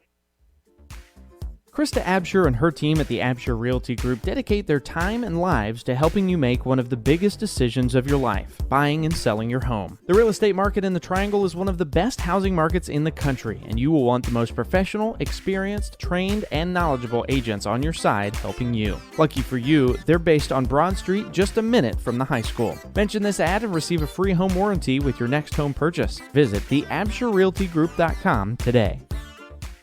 The Aviator Smokehouse was established in Fuquay-Varina in 2011 and features some of the finest food Broad Street has to offer. You've got to try their famous Aviator wings with dry rub, or maybe the sweet and tangy Hickory Aviator sauce. If you're really brave, you can attempt the Imperial Moco Loco sauce, but you'd better have a cool beverage standing by. That's just a small sample of what's available at the Aviator Smokehouse. There's something there for everyone, so stop by today. The Smokehouse is at the corner of Broad and Stewart, or online at aviatorbrew.com/smokehouse. When I met Arnie and Monty Bullock of Dickens Insurance Agency, I could tell they bleed orange. They're connected to the Fuquay-Varina community and are committed to helping the community protect its assets. Whether it's your family, your personal property, or your business, Dickens Insurance Agency is there for you. Contact Fuquay-Varina alumni Arnie or Monty or any of the agents at Dickens Insurance Agency at 919-552-5603. Visit them online at dickensinsurance.com or stop by and visit them in the heart of Fuquay-Varina at 402 Wake Chapel Road. Welcome back to Bengals at the Half, presented by Dickens Insurance Agency. Rand Northam alongside Evan Rogers here as we continue on with with Bengals at the Half, presented by Dickens Insurance Agency. We will have what do you want to do now? You want to do the college preview, or should we look at scores from around the Triangle first? We can do the scores real quick around the Triangle. I mean, I know often now with this new setup of the SWAC, there's really not. I mean, it's 2 quick scores. Yeah, it's just 2 quick games tonight. Middle Creek College Springs knotted up at 7 currently at the half. That'll be definitely an interesting one to keep track of. And then Garner beating I guess, rival South Garner, I guess. 28-0. I don't know if they're going to ever call that a rivalry, but obviously nothing surprising there. South Garner, don't expect much. First-year program, but, yeah. And let's see, South Garner, 31 points on the season. Yeah.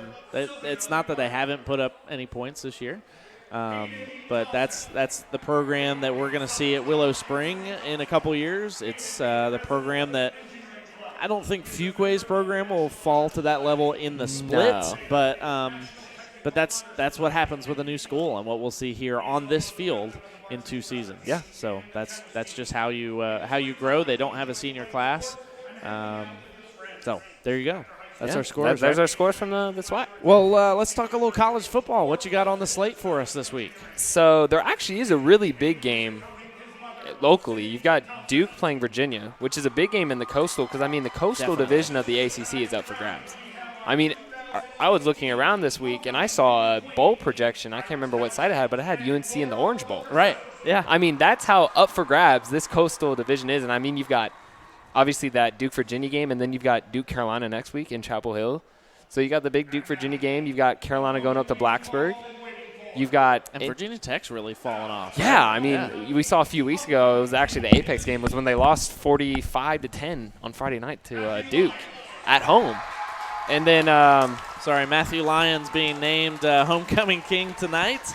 Congratulations to him. And Tyrus Townsend, last year's, now no longer the reigning homecoming king, will hand it off to Matthew Lyons and crown the new king here, homecoming 2019. We'll listen in for just a second here for the homecoming queen. Rachel Williams getting named homecoming queen here in 2019. So congratulations to the homecoming court here at Fuquay-Varina High School. Back to our college football preview. Sorry, I interrupted you there. No. Congratulations, obviously, to Matt Lyons and Rachel Williams. And, State plays, I want to say Boston College, if I'm not mistaken. I saw that earlier. That's right. And then Wake plays Florida State. And then, obviously. Which I saw the spread for that game, the Wake Forest Florida State game was tight. Wake Forest was favored, but not by much, really? Which shocked me because Wake Forest, they lost in a basketball matchup to Louisville. Yeah. But other than that, Wake Forest, I think they came into that game, they weren't undefeated, was it? They were. They were undefeated, 19th in the season. country. And I think Florida State has really been given a lot of credit, I guess, because, you saw Boise State beat them earlier in the year, and people are giving Boise State a high ranking for that. And we'll take care of that. Don't worry. And then, they went into overtime with Monroe. Earlier this year, Florida State they're not the Jameis Winston Florida State. This is not the Jimbo Fisher era anymore. Right. It's definitely they're down, and I would be shocked if Wake Forest were to blow that one. And obviously, we got the big game in Boone tomorrow. First ranked home game for the Mountaineers. Right, and a lot of people have been talking about the first game after being ranked last season. Yeah, being the letdown for sure. Southern loss, and what that means is the highest ranking Appalachian State has ever highest had. ranking in the Sun Belt. Right, that's right. Yeah. Absolutely, which says a lot about the Sun Sun Belt. Says a lot Belt. about App and about the Sun Belt, yeah. Exactly, but leave it to Appalachian State to come into the Sun Belt and just blow out all the records that were previously held. But yeah, that's a big game tomorrow. And obviously last year, the big game against Georgia Southern once they got ranked, a lot of factors went into it. Thursday night, rivalry, pouring. Zach Thomas goes down in the first quarter. First series. Yeah, there's a lot of factors in it. And this App team, you can just tell they've got the swagger. This App team, it'll be a fun season, and you could make a case that App State has made arguably the best FCS FBS transition in college football history. Absolutely. You've got Marshall a few years ago. Marshall was thought as one, but App State, undefeated in the bowls, 2 years being ranked in the top 25. Who knows how high they'll get this year at the rate they're going? This is the best program in North Carolina right now. It's going to take some losses of other Group of 5 schools for Appalachian State to get what they need to move up to that New Year's Six. Exactly. I think Boise's the big one, and they play at BYU, who's 2-4. But BYU loves to beat ranked teams at home. You saw it against USC earlier this year, and then you've got the American teams ranked ahead of them. But I think, with Cincinnati, Memphis, Temple, UCF, SMU. I think those teams they'll battle each other out, and they'll all just be left out in the end, I think, personally. The South Carolina game is going to play huge into this, especially now that South Carolina has beaten Georgia win. It's just huge. I mean, Yep. that takes that South Carolina win looking similar to like a lower Power 5 win to if you beat South Carolina, I mean, you're getting some serious votes in what will be, I guess, the college football playoff poll after that week. Yeah, it's the South Carolina is the first game after the CFP poll comes out. So that's going to be big. Well, thank you for all those breakdowns. We're going to take another time out here on Bengals at the Half, presented by Dickens Insurance Agency, as the homecoming court is getting their pictures. And we will have some stats for you and then get you ready for the second half coming up after these words. Have you gotten your all-sports season pass yet? The Fuquay-Varina Athletic Booster Club's goal is to provide support and information to students, faculty, parents, and the community about Bengal athletics. Get your membership today. Visit FVHSBoosterClub.com. We'll be right back after this break. Krista Absher and her team at the Absher Realty Group dedicate their time and lives to helping you make one of the biggest decisions of your life, buying and selling your home. The real estate market in the Triangle is one of the best housing markets in the country, and you will want the most professional, experienced, trained, and knowledgeable agents on your side helping you. Lucky for you, they're based on Broad Street, just a minute from the high school. Mention this ad and receive a free home warranty with your next home purchase. Visit theabsherrealtygroup.com today. The Aviator Smokehouse was established in Fuquay-Varina in 2011 and features some of the finest food Broad Street has to offer. You've got to try their famous Aviator wings with dry rub, or maybe the sweet and tangy Hickory Aviator sauce. If you're really brave, you can attempt the Imperial Moco Loco sauce, but you'd better have a cool beverage standing by. That's just a small sample of what's available at the Aviator Smokehouse. There's something there for everyone, so stop by today. The Smokehouse is at the corner of Broad and Stewart, or online at aviatorbrew.com/smokehouse. When I met Arnie and Monty Bullock of Dickens Insurance Agency, I could tell they bleed orange. They're connected to the Fuquay-Varina community and are committed to helping the community protect its assets. Whether it's your family, your personal property, or your business, Dickens Insurance Agency is there for you. Contact Fuquay-Varina alumni Arnie or Monty or any of the agents at Dickens Insurance Agency at 919-552-5603. Visit them online at dickensinsurance.com or stop by and visit them in the heart of Fuquay-Varina at 402 Wake Chapel Road. 7-0 Fuquay-Varina with the lead on top of Apex Friendship at halftime here for Homecoming 2019. Matthew Lyons and Rachel Williams named the homecoming court here tonight. Congratulations to Lyons not only being such a stout player here tonight, or this season, but also being named Homecoming King. We look forward to seeing the King doing some great work in the second half as well. It's been a balanced attack by the offense of Fuquay-Varina. Barker getting a lot of carries here tonight as we take a look at live stats. And your live stats brought to you by Creative Wiring Solutions. And taking a look at the rundown here, we were talking a little bit about the fact that, and wow, I hadn't seen this yet. Barker and Lyons, both 6 carries for 35 yards so far. How much does Sheparel have on the night? Connor Sheparel has 11 carries for 39 yards. Look at that. But just the mirror image there on the stat side. We were talking about Jacob Braswell, though. He's 0 for 1 on the night with an interception, and that was the last play of the first half. Really doesn't tell about what his passing game has been here tonight. But Jacob Braswell making the passes, making the throws that he needed to tonight. A couple of the laterals that went for big yardage for Barker. One of those, it was the toss sweep that went back because of the holding when Lyons carried that one. But the other 2 that actually went for fumbles that were not lost, those were not, maybe that last one, but those were really not his fault. He threw clean passes, and it's those receivers or those running backs who really need to make cleaner catches. Yeah, we saw, especially last week and just previous weeks when we tried to run that little bubble lateral screen type play, you would see him overthrow the receiver too high behind. Tonight we've seen crisp, confident passes from Braswell for sure. Taking a look at some other stats here, really interesting things. Not many plays run tonight because of the long sustained drives for the Bengals. The play has been slower. It's been more drawn out, which works to the Bengal favor.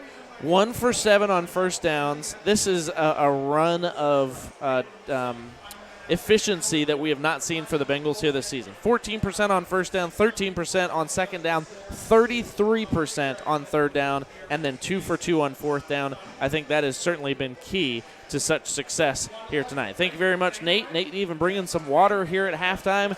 We are going to, that's a look at our live stats. We'll bring you this word from Creative Wiring Solutions, and then we will take the timeout and come back with the second half of play. Here is Apex Friendship trailing Fuquay-Varina, and the Bengals will get the ball to start off the second half. Creative Wiring Solutions has been a leader in home theater installation since 2002. From the Triangle to the Coast, Creative Wiring Solutions proudly serves throughout all of North Carolina. Expect the best? Call Creative Wiring Solutions to start your install today. 919-557-6900 or visit creativewiring.com. Second half of play on the other side of this timeout on the Bengal R3 Sports Network.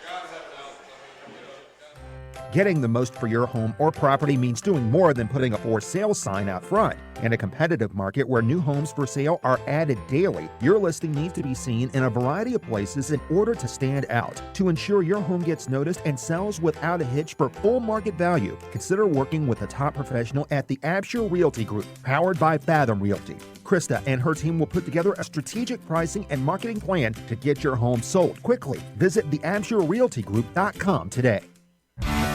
Wingin' It Tap House and Grill didn't just remodel their name.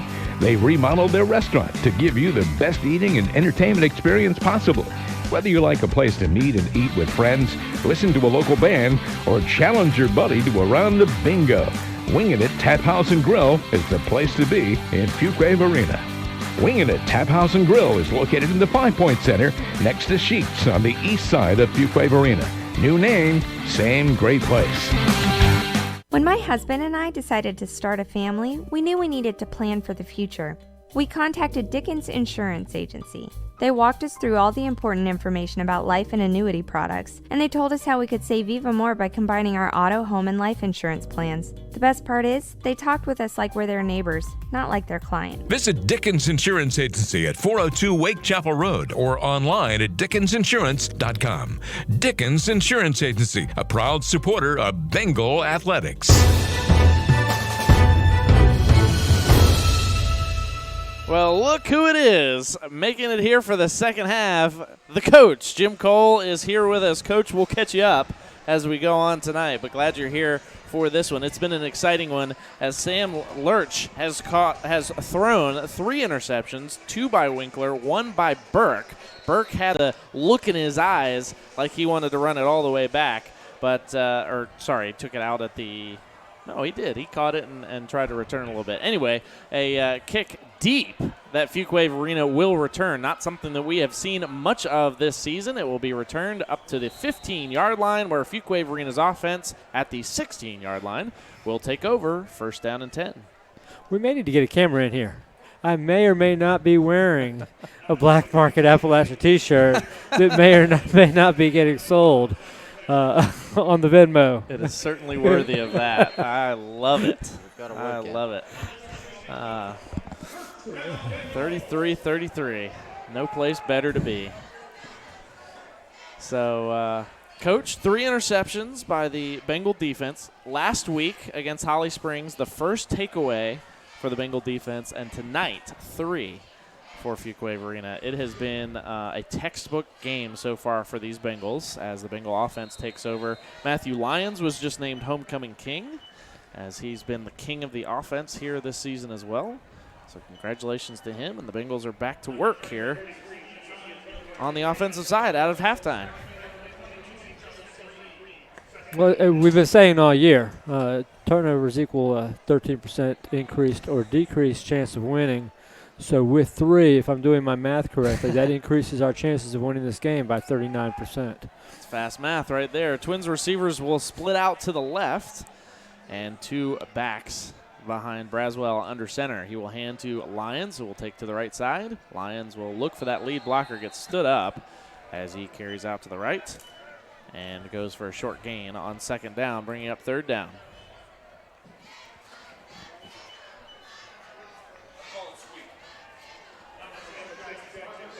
We had new play clocks installed for this game. They have since been turned off. We got the explanation from Coach Boraski. He said they're actually out of sync.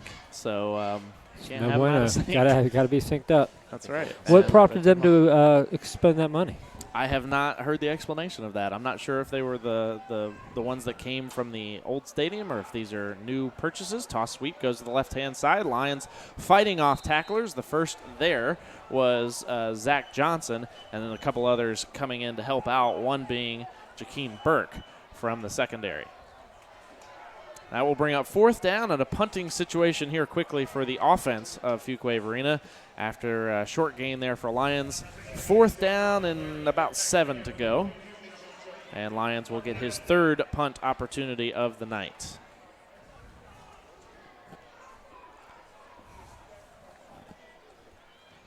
Gets the kickoff. Nice kick. And Miller wanted to return that one, but the ball actually checks up. Good job on the coverage team there. Joe Carlin stopping the ball at the 49-yard line, where the Apex Friendship offense will go on the field for the first time here tonight. 1st down and 10, just inside Patriot territory.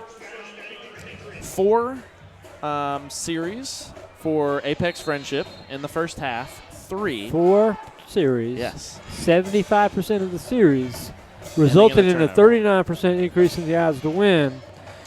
That's good stuff. Fuquay defense getting it done. Twins receivers with 1 wing on the right-hand side. This will be a handoff to Sydney. Sydney will bounce out to the right side and then get nice tackling met after he put his shoulder into a defender of Fuquay-Varina. But Jack Jones in there to help out a couple others, as well as coming up a little slowly is Connor Rosenblum, who went down with an injury early in the contest. Good to see him back in the game here in the second half. Bengals really cannot afford any more injuries here this season. 5-yard gain for Sydney on the 1st down carry, 2nd down and 5.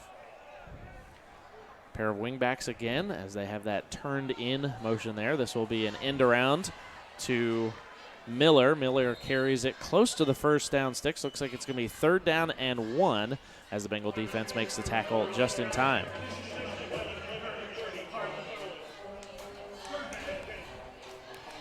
Third down, 1 to go. And the Bengal defense on 3rd down has done an outstanding job here tonight. 0 for 5 has Apex Friendship been tonight in the first half. And now we'll see. You said they had 4 series. I did say that, didn't I? So I guess they converted a 4th down at some point. That is correct. Get you thinking on your feet, I'm thinking, bro. Got the blood flowing tonight as they convert this time on the 3rd down for the first time tonight. Every time Apex Friendship seemed to be getting a rhythm going in the first half, that's when the interceptions seemed to come. Long sustained drive by the Patriots as well as the Bengals, but when the Patriots got deep down into the territory, that's when the Bengals were able to pick the ball off. This will be an end around again. This time Cabe takes it to the left-hand side, has a blocker out in front, gets it down inside the red zone as he gets it close to, if not on, the 15-yard line, where it will be 1st down and 10 for the Patriots. Cabe looks like he has a nice burst. If I'm Apex Friendship, you know what I could do to prevent those interceptions? Stop throwing the ball. Don't throw the ball. We might not see that anymore tonight. 50% coming into this game was Sam Lurch. He's been doing a great job on the season, 93 yards per game, but that just not going well, and the defense has been all over him tonight. There's the defensive line of Fuquay-Varina doing work as Tyler Burgess is in there with, looks like Jeremiah Waldred might have been there as well. And Pointinger in there to help out as well. Man, it feels like football weather, doesn't it? That's a nice jacket good. you got there. Thank you. You gave yours away, just remember. Never saw that person again either, I don't think. Can't even remember who we gave that to. I do. This will be a carry again on the end around to Miller. It was somebody's sister. I don't remember who the player was, but it was his sister. She worked for you for a year. For me? Yep. Yeah. I don't remember that. The same season. Yes, the same season we had the $45 pizza up at Athens Drive. Oh man. Yeah, I forgot about that. Got it. I remember. Gotcha. Thank you. End around goes the opposite way this time. That will be to Cabe, and Cabe gets on the shoestring tackle. One fan very happy about that. Everybody else kind of quiet here tonight on this chilly night as another player slow to get up. Looks like that's Winkler again. Or Winkler, we haven't seen him shaken up at all tonight, but he's got 2 of the interceptions, certainly making his name as Gabe Davidson was trying to get pulls a Peyton Manning on him. He says, "Oh, no, bud. Yo, bub, you go back to the sideline." Gabe has been itching to get back into this game as he was the leading tackler in the first part of the season, and we'd love to see him getting some playing time again, but Winkler doing a great job. Now the handoff up the middle will be enough for the first down as Sidney carries it. Coach, we were talking pregame in this contest. I think the success of Apex Friendship is their ability to really balance the attack. They've got 2 running backs, each at about 72 yards per game. They've got 3 wide receivers, each at about 32 yards per game. And then the quarterback throwing 50% for 93 yards per game. It just seems like this balance is really working well. And this time, the balanced offense holding onto the ball, not putting it into the air. Samuel Cabe punches it into the end zone from a couple yards out and gets the first 6 on the board for the Apex Friendship Patriots here tonight. From a basketball perspective, I would much rather prepare for a team that has 1 stud. Absolutely. Yeah, we played Kinston when they had Brandon Ingram. Didn't bother me a bit. I knew what we had to stop. You go out with a team with 3 or 4 weapons, then what you going to do? Oh, here we go. This is a different look as the line sets up to the left, sees what the defense of Fuquay-Varina does, and now they will bring in the kicking team, or the kicking formation. It was always the kicking team. Not a great snap, but a good hold. Good job by the hold man to get the kick up, as that is actually a different kicker than I was promised. That is... Or I'm just blind, as the PA announcer says it was Alan Josephson. I saw Max Bertoncino. Perhaps that's why he chose to go with the other. Right. Alex Josephson is a much easier one to pronounce. So just like that, Apex Friendship gets a quick 3 and out on the defensive side of the ball. Gets it into the hands of the offense. The offense goes 51 yards and punches it in. Only the second series of the night that they have not turned the ball over, and ties up this contest on a long, long drive with 5:47 left to play here in the third quarter. Why don't you tell us about our halftime sponsors? We didn't quite wrap that one up. Are you getting the most out of your insurance policy? Whether it's life, homeowners, or business insurance, Dickens Insurance Agency will sit down with you and walk you through every step of the process. Contact Fuquay-Varina alumni Arnie and Monty Bullock at Dickens Insurance Agency at 919-552-5603. Visit them online at dickensinsurance.com or stop by and visit them in the heart of Fuquay-Varina at 402 Wake Chapel Road. Dickens Insurance Agency is a proud supporter of Bengal Athletics. Catch your breath. Well done. Return. It's amazing how well he does that. It's like hitting ×2 on the YouTube, and he just. The return is up to the 20-yard line on the kick that goes perfectly down to the 1. That is where a lot of coaches would like to see it if they're not trying for the touchback. The return up to the 20-yard line, and the Fuquay-Varina offense goes back to work. We saw a quick 3 and out. This is where the offense and the energy of Fuquay-Varina is going to be tested here to see if Apex Friendship made those adjustments that they needed to and whether Fuquay-Varina can make some adjustments of their own. Handoff will go to the left side for no gain, they're going to say. Remains right at the 20-yard line as the defensive line got that push. It's almost as if they were prepared to see that counter look. And really didn't see it a lot, Evan, in the first half. No. We didn't see that counter pulled out as we expected to see it.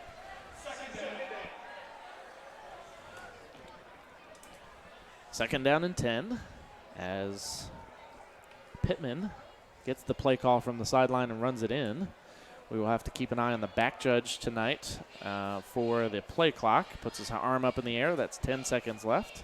And he'll start counting it off at 5 with 2 men in motion, and the flag will be thrown. So that's going to come back 5 yards after no gain. And the illegal shift will be called against Fuquay-Varina. So you could decline it give 3rd and 10 or back them up 5? You back them up, take that field position. They'll decline it. And that's why I did not coach football.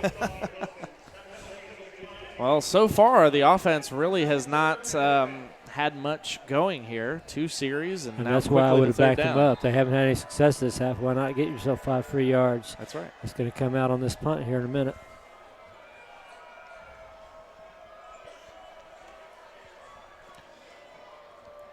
Taking some time to get the play call in on the sideline again. Would hate to have to waste the timeout, but it looks like they're going to. Coach Hall is going to step over to the line judge and say, I need this timeout. We're going to figure out what's going on with the offense right now. First timeout of the second half.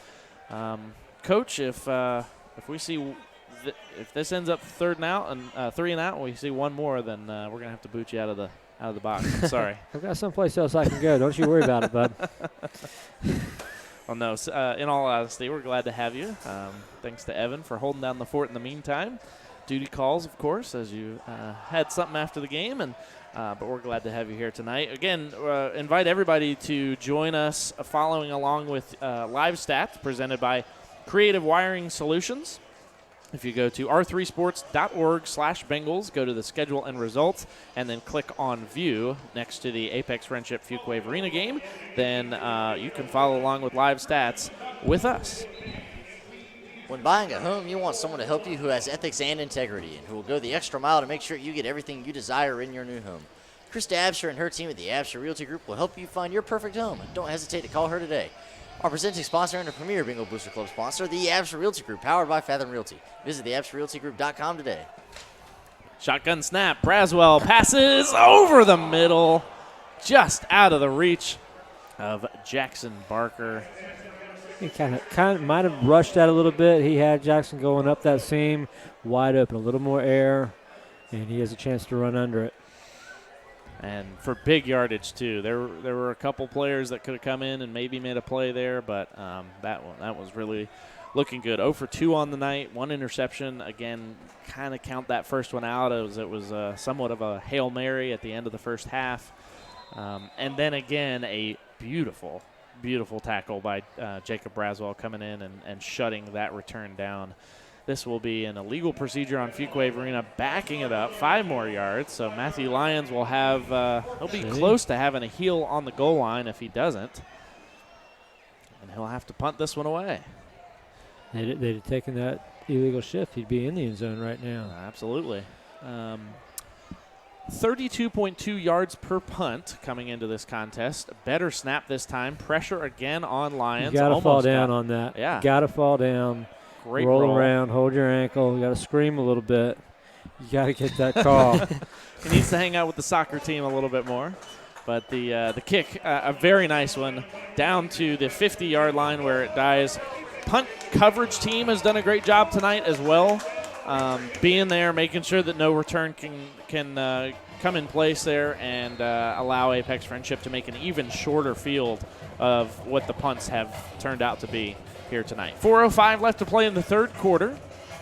7-7, Fuquay-Varina and Apex Friendship all knotted up. This is the second offensive series for the Patriots. We'll see what the defense has in store as they have some work to do here tonight to shut down the Patriots here in the second half. Chasing down the running back, as I believe that time was Cabe. No, I'm sorry, that was Drew Miller who got the carry. And just kind of carrying the defender there with him at the end of that tackle. We did a good job stringing that out. We did a good job making that initial contact. The pursuit just wasn't there to make the play where they needed to. Jack Jones and Kent Pointinger in to make the tackle. Twins receivers, Trips receivers will split out to the right. Pistol snap coming for Lurch as he hands it off to Sydney in the backfield. Now a gang tackle of Bengals there as Pierce and others come in to make the tackle for Fuquay-Varina.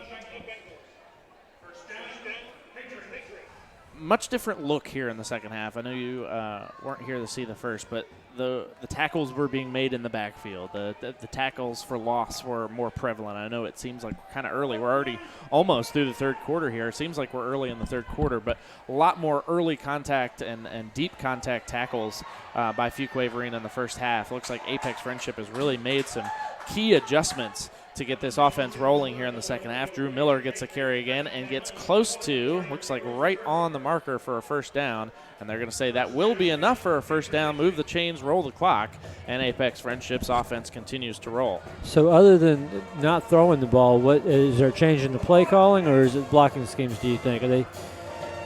No, I don't think there's really much different. Maybe a couple different formations. I think we're seeing a little bit more of the wing coming in here, the double wing set, as Sydney just continues to bounce off of really his offensive line, but then also would-be tacklers, and carries ahead 5, maybe 6 yards.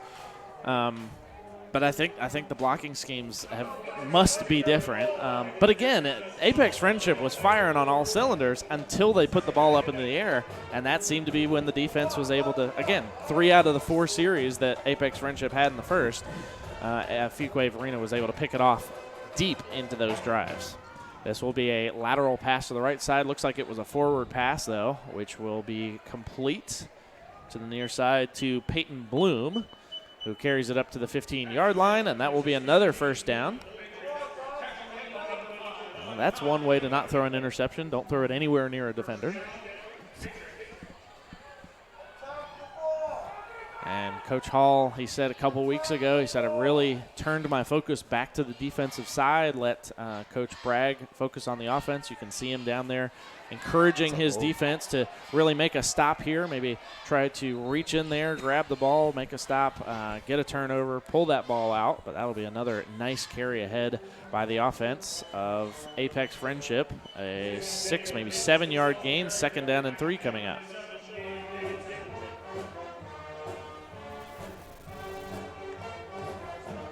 Substitution for Fuquay-Varina, getting some fresh legs in there. Twin setback kind of offset in the backfield, and this will be a delayed handoff, which will go to Cabe. Cabe will carry ahead for a couple. He'll get the first down, stop the clocks as they reset the box man, and it will bring up first down and goal from the 2-yard line. Clock rolls. Connor Rosenblum credited for the tackle. And they'll roll the clock.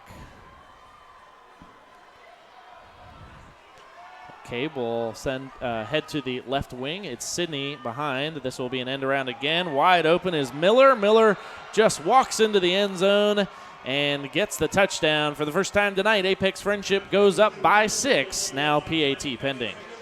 43.9 to play, third quarter. Again, this looks very similar to the first half. However, Apex Friendship has learned not to put the ball through the air. It's not their night to pass. It's really all about Fuquay-Varina's offense and what they can do to keep things rolling and try to get something going. They will do the double shift again to see what the defense sets up for on the PAT attempt. Back to hold it is actually, it is Josephson who makes the kick, and it is Max Bertoncino who is the holder. That's where I was seeing him last time. 14-7 now. Apex Friendship goes up by a full possession, and once Evan makes some notes here, want to see if he has an update on a score. I know we saw one that looks similar to ours over at Middle Creek High School just a little bit ago, so we'll let you know about that drive. That was an 8-play, 50-yard touchdown drive from the handoff was to,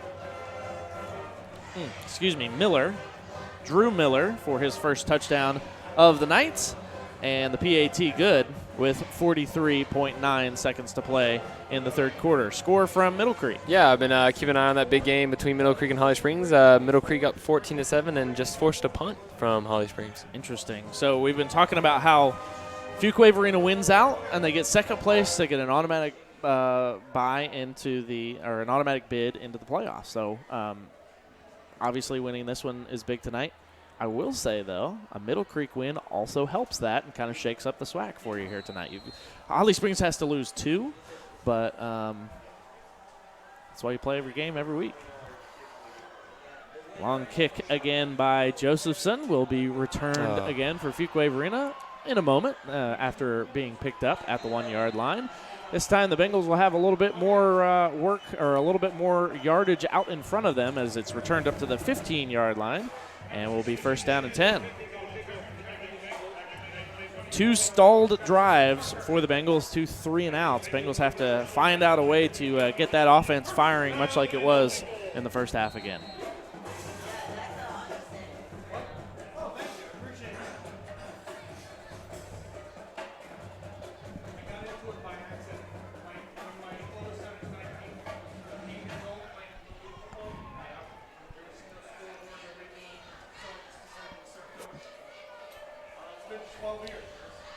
Bengals set at the 15-yard line. This will be a fake to Burke now on the end around. It was a fake handoff up the middle, end around to Burke. He'll carry it ahead a couple. Looked like he was maybe waiting for some blocks to set up on that far side. Didn't really seem to put that speed in. Seems like we spent a lot of time running in the backfield on that play before we got it turned up. Got 3 yards out of it, but we'll bring up second down and 7.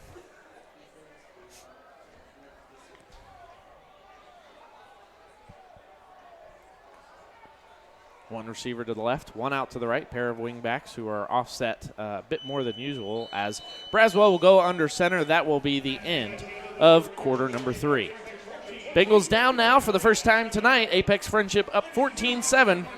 We'll have the fourth and final quarter on the other side of this timeout on the Bengal R3 Sports Network.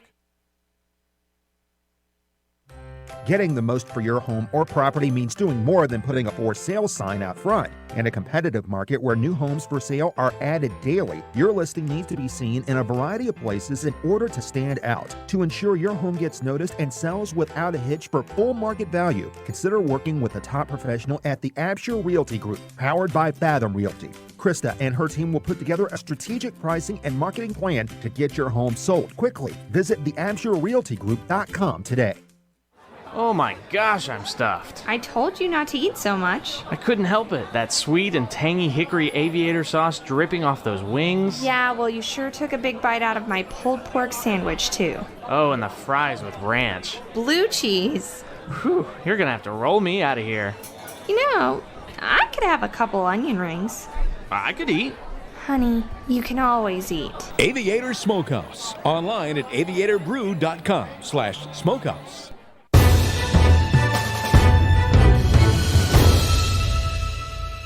Fourth quarter action set to kick off here with 12 minutes on the fourth quarter clock. 14-7, Fuquay-Varina trailing Apex Friendship now with second down and 7 to go. 2 stalled drives here in the second half for Fuquay-Varina's offense after firing on all cylinders in the first half. Long sustained drives for the Bengals. And we'll see what they have in store now as the handoff will go right up the middle again for nothing as Matthew Lyons just hasn't had anything going on those dive plays here tonight. Nor have any other players much anyway.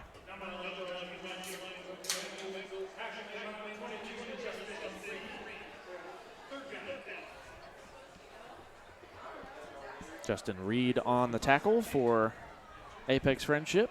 Third down and 7.5, let's say, as really was pushed back just a little bit, but third down and 7. Stacked set on the left-hand side. Braswell's going to look to air this one out. Passes over the middle again with some pressure on the back. They're not going to throw the flag. Just well-timed there by the defense of Apex Friendship, and Fuquay-Varina is going to be forced to kick this one away again.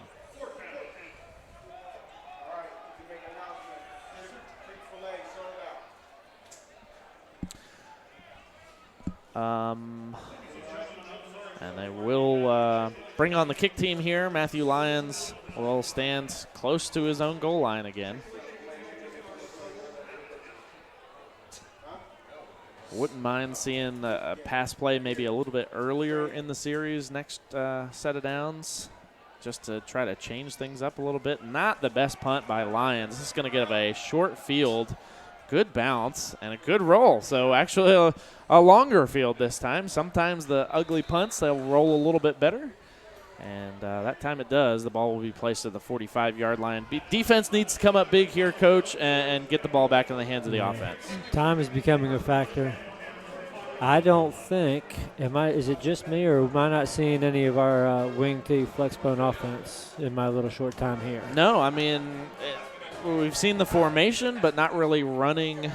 Whoa. They said it got touched. That's terrible. No way. There's no way. There was nobody near it. Yeah, well, it came down right in front of one of our gunners. Didn't touch him, but I could see from behind him it might have looked like it did. No penalty. They're saying it was touched. That's debatable. Yeah, I'll be glad to show an instant replay from up here, but I don't do that on the high school side, unfortunately. Another end around coming here for that's not good. As Cabe breaks away from the tackle. Looks like his own player is going to try to tackle him, but in fact not. Sydney will not bring him down. Well, that will help the time situation, but does not help the score situation, as Samuel Cabe is nearly outrun by Scott Sidney. I would say Scott Sidney's probably on the track team. If not, sign him up. That was impressive, but just a mere fact of Fuquay-Varina not making the tackles when they had him, not wrapping him up and bringing him down. That looked like the exchange zone on a 4x1. Yeah. Friendship will look to run the same play that they've been doing on the PATs here, as Josephson is ready to attempt his third PAT of the night. Hold is down. Nice job by the holder. Sure was. That's the second time tonight he's had to really put that in. Gabe Davidson coming in from the end and trying to get the block. Not there in time, but if nothing less than good to see Gabe Davidson out on the field again after we've seen the injuries to him, keeping him off the field the last few games. 21-7 now. Game getting a little away from the Bengals, and again, the offense just really has to find a way to get the ball down the field again. We saw those long sustained drives in the first half. Only one of them resulted in a score, but they really seemed to own it. The defense was just making outstanding stops in the first half as well that they're not able to make here in the second.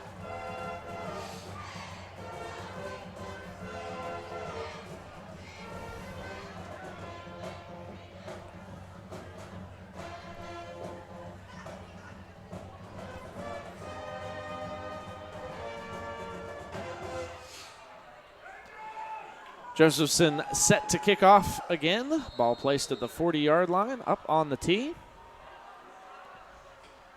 Checks his line and puts foot to leather as he will kick it deep again.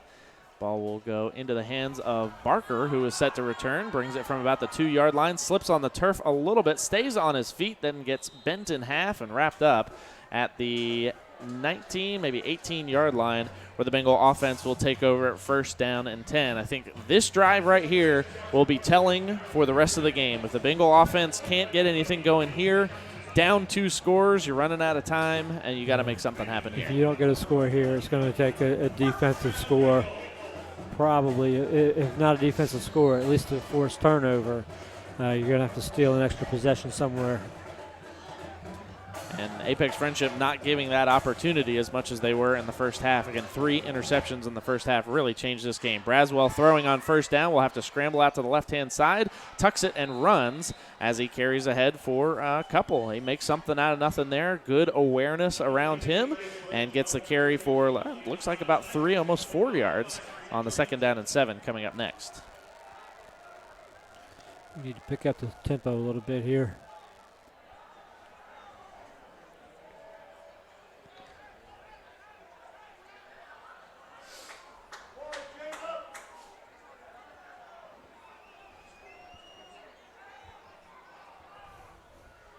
Twins receivers to the right, 1 wing on the right, and 1 receiver to the left-hand side. So a spread formation here for the Bengals. Missing a tackle there to the pass to Matthew Lyons. Homecoming king with a big play there. Nice pass by Braswell as the play is complete for a first down and up to the 35-yard line. First down and 10 for the Bengals. 2 for 2 on pass plays, although the first resulted in a tuck and run by Jacob Braswell.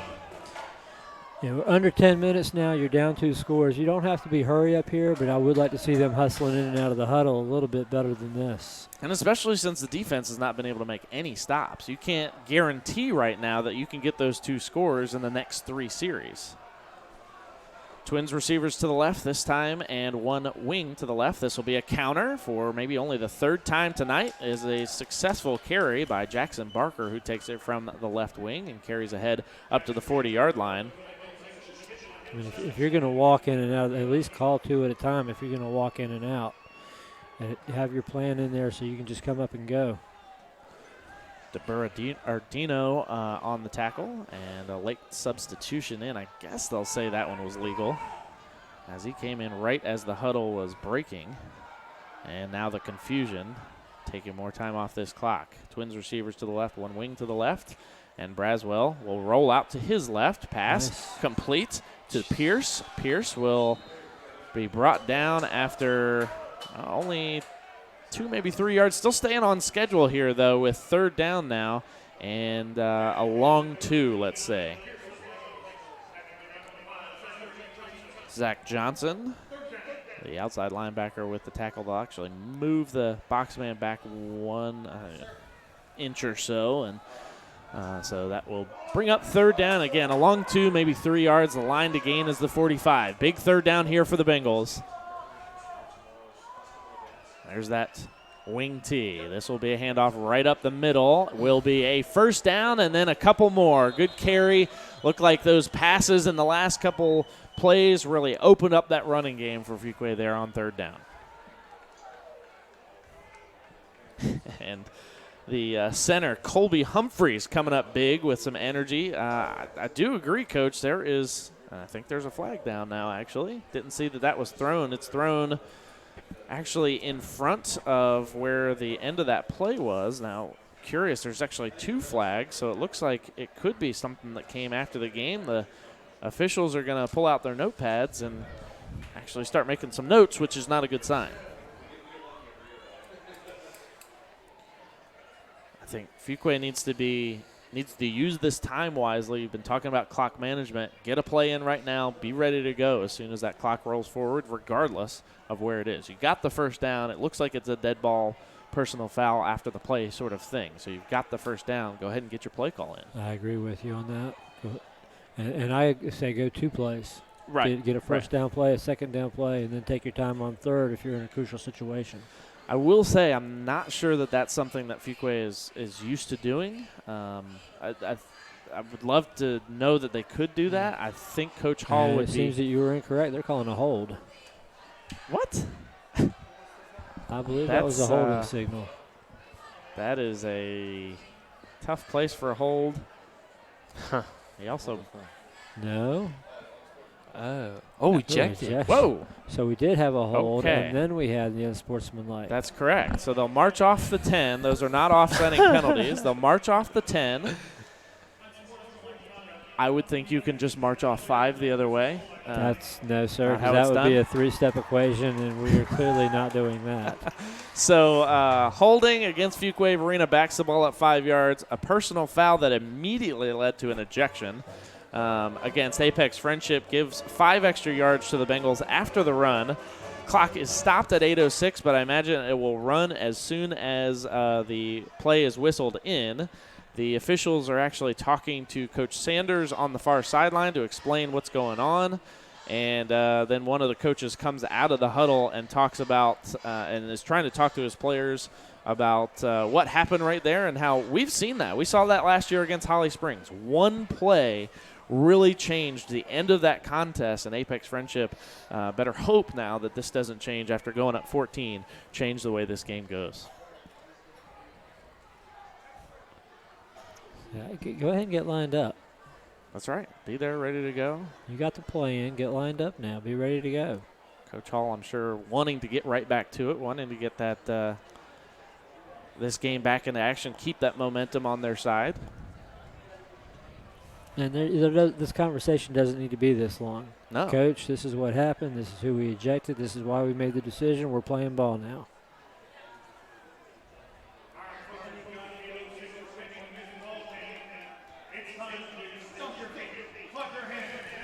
And now the referee will come to the near side, explain much of what he said probably to Coach Sanders on the far side. We have seen a couple stoppages by this officiating crew take quite a bit of time. One at the end of the first half, and now one here with 8:06 to play in the fourth quarter. Coach Hall seems to be satisfied with whatever was said. And we're just now putting in a signal for the play. Thankfully, the officials are still taking some more time, and now the official goes and talks to the quarterback of Fuquay-Varina, Jacob Braswell. Bengals do have a play call, are ready to send it in. They will roll the clock. Under 8:05 now. Twins receivers to either side. Braswell will call for the snap and gets it on first down and 10 inside Patriot territory. Pass incomplete. As gonna get a late hit is going to come in maybe. Not sure why we had a second flag. So we got a roughing the quarterback. Holding why did the second one come in? Yeah, so and then the second one holding came in up for his the arms late is hit, Guy Taylor. On Guy Taylor, yeah. So Guy Taylor maybe thinking that. And then we got, is that 4 flags? Can I see 4? You see 2 on the logo? Yeah, I think you're right. So there will be consensus here on calls that have been made as multiple officials saw, I guess, each call. And now the coaching staff. Coach Hall realizes this is going to be a 15-minute break, boys. Come inside, take a seat. Use it to your benefit. We got to explain to every single member of the team and the audience. Holding against Fuquay that must have come late. Personal foul against Apex Friendship. Okay. Those will offset. The clock will stop for a timeout for Apex Friendship as Adam Sanders wants the timeout to settle his boys down and say, listen, 14-point lead, clock is in our favor. Let's settle things down a little bit and start playing some clean ball here to not let Fuquay get back into this contest. The boys out there look like they're playing a little cornhole. They're just picking them up. They're handing out the bean bags. Here's one for you. Here's yours. Which color are you? All right, what's the score? So it will be first down and 10. Those penalties will offset. And it sounded like you guys were in agreement that it was a late hit, right, on Apex Friendship as well as the holding.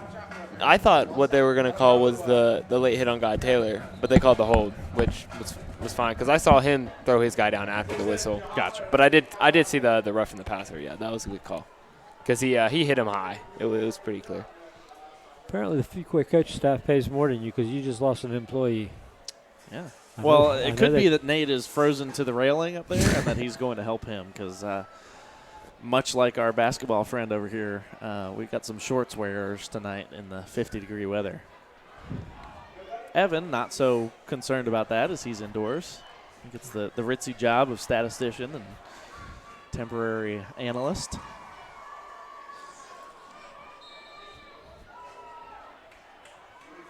So clock stopping with the timeout. First timeout of the second half for Apex Friendship. Braswell under some pressure. Now throws at the feet of Barker. Then gets pushed down to the ground there late, but not late enough apparently. So that will bring up second down and 10 on the incomplete pass. Both teams with, Fuquay-Varina still has Fuquay-Varina took an early timeout here in the second half. So both teams with 2 timeouts here in the second half. Second down and 10 now from the 48-yard line. Anybody want a hot chocolate, boys? Somebody took orders, and apparently those orders were not necessarily wanted. I'll take it. And the sideline of Apex Friendship wanting holding, pass complete into the end zone, touchdown! No flags on the field. 6 points on the board for the Bengals. Pass complete to Jackson Barker. 7:39 to play, fourth quarter. That was a little Patrick Mahomes. Just kind of swinging the ball around. A little slide to his left and chuck it as far as you can.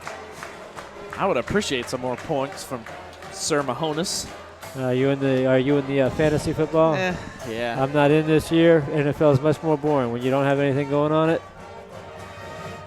Hold is down. The kick is up. A crucial kick, and it is good. Yeah, I think your boy's out for a little bit. What's that? I think your boy's out for a little bit. Yeah, probably. Yeah. Who you got? They said 3 weeks. Who's your backup? Oh, okay. I did pick up Kyle Allen. I just as of the quarterbacks that were remaining, because I picked up Cam Newton in the initial draft. I said maybe, but that would be great for a running back, man. Yeah. But or a bad driver. He is that. But no, Kyle Allen, I figured I'd take a chance on him. Of Are the you the remaining commissioner? quarterbacks. If you're the commissioner of the league, you pick up Cam Newton and you put an ugly hat column on there. He'd win that one. So back to the Fuquay field here. Coach, defense has been the story here in the second half for Fuquay-Varina. Defense has got to get it done right now. Right, as far as not being there. I mean, you've got time. That was a quicker score than we really anticipated the way they were driving, kind of a scramble backyard kind of play there works out, so you get a quicker score than you thought, but you still got to get one more. So Matt Jones will set it up on the tee here and look to kick after the PAT was successful. 2 for 2 on the night. 21-14. An exciting game here tonight. Bengals took the if you could kick one deep lead right now, their deep man is on the 23-yard line. If you can kick one deep here, they're not going to get a return out of it. Well, yeah, and they're counting on the onside kick here, which is a smart play, and they do. They kick it deep, but not necessarily over the head. The ball actually checks up and then bounces away from the return man. Miller gets to it. Bengals make the tackle. Great call, Coach. That's what I'm here for, boys. For most of us, our home is our biggest investment. When it's time to sell, get the value you deserve with the help of a professional realtor. Krista Absher and her team at the Absher Realty Group are standing by to help you get the highest value for your home. Don't hesitate. Visit theabsherrealtygroup.com and tell them you want Team Absher on your side. I want to thank everybody involved here tonight. Nate Perez is freezing up on the roof tonight. Again, that was his choice for wearing shorts tonight. Did the Weather Channel go out in Fuquay? Apparently they so. don't get that network. But Nate Perez running your camera here tonight. As always, Luke Anderson on the production, on the computer. Evan Rogers running your stats and one of our analysts tonight. And then Coach Cole coming in as your standard analyst for the night here for the second half. I'm Rand Northam, and we're glad to be with you here on the fourth quarter. Good first stop there. 2nd down and 9 after the 1-yard gain by Scott Sidney. Every down here is critical. You cannot let the big plays happen here, as we saw in the last set of downs, or the last series for Apex Friendship. Shotgun snap. This will be an end around again. Miller will get it, and Miller will get a key block. He will be run out of bounds as the push goes at about the 40-yard line, where it will be a new set of downs. 1st down and 10. Clock does stop, though, with that tackle out of bounds.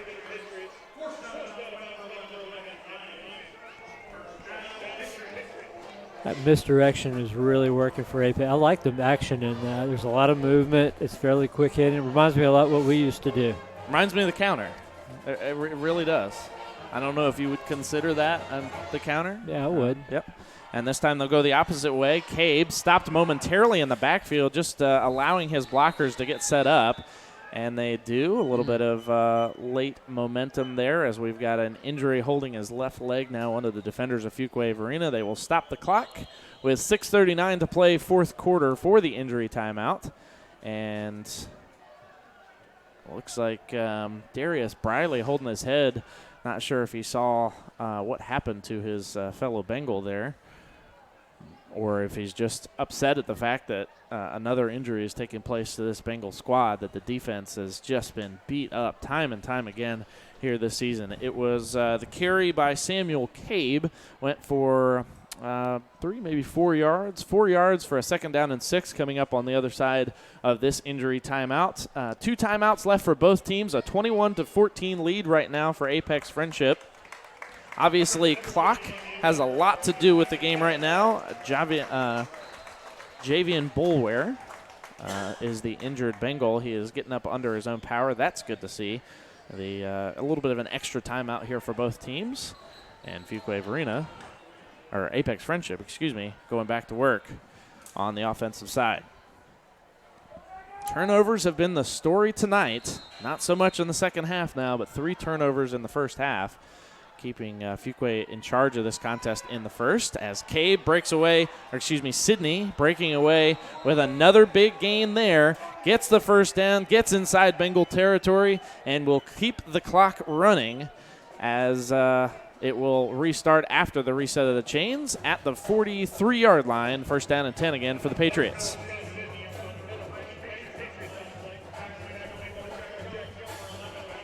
Really comes down to making the stop here for the Bengal defense. You've got to make a stop in order to give yourself a chance of this game late. You need to walk one of these other guys up into the box. Reverse. Double misdirection. Yeah, a reverse coming now as it comes to the near side with a block there. Miller will not be chased down by any of his fellow players this time, but will get into the end zone, get the touchdown, and there is a flag. Flag back at about the, the 37, 38-yard line. If this is against Apex Friendship, I don't think that was dead ball. That is a big one if that's the case. Penalties killed the defense of Apex Friendship in the last touchdown drive for Fuquay-Varina. Touchdown is going to be good, so this will be a dead ball foul, it looks like, that will come after the play. And they're going to say that's going to it'll add it to the kickoff, likely, I guess, or the not sure that you put that on the PAT. It's an unsportsmanlike penalty against Apex Friendship again. No, it wasn't. Yeah. I think he just reversed his signal. He pointed the wrong way. It was on Fuquay. Okay. I saw one of the players of Fuquay with their helmet off coming off the field. And that may have been it. The fact that he had his helmet off? It could have been. Get played. That too. Right, yeah. Well, okay. No, that would have been dead ball. If he kept playing, True. It wouldn't have been dead ball. So, sounds like, and we'll see when they line it up for the kick. We'll see for sure who the penalty is going to be against if they march it off the right way. But with 5:56, again, a quick strike here keeps things somewhat alive if Fuquay-Varina is able to get another quick score in. But it just comes down to the defense again. The defense has not had an answer for Apex Friendship here in the second half. There's no reason not to have an extra man up in the box at this point in the game for the Fuquay defense. And if you walk somebody up there, what just happened doesn't happen. And this is what has worked so well for Fuquay, what did work so well for Fuquay's running game in the first few games, and then once the offense started to really fire here this season is using the outside of the field, using the wide side of the field, the toss sweeps and those sort of things. That's what Apex Friendship has been utilizing a lot tonight, is the wide side of the field, the reverse, the end arounds, all of those here tonight, and Fuquay-Varina's defense just has not had an answer for it. PAT is good by Alan Josephson, 4 for 4 on the night, doubling up the score of the Bengals right now, 28-14 with 5:56 left to play in this contest. Reset the game for you a little bit. 2 timeouts for each team. Fuquay-Varina is about to get the kickoff back once again, get it back in the hands of Jacob Braswell, who threw a long pass to Jackson Barker. Yep. Yeah. In the last series, a nice drive by the Bengals to get in there and get the 7 for the second half here tonight. And that just really kind of changed up what the offense was looking like. Lots of runs in the first few series. The penalty will be marked off against the Bengals, so you had it right, Coach. Just pointing the wrong way, and they will actually kick this one off from the 45-yard line, will Apex Friendship. I've got to say, watch out for the onside kick here. I think if you're Apex Friendship, you lose nothing, but if you get the ball, you ice the game right here if you do an onside kick. It's not a bad thought.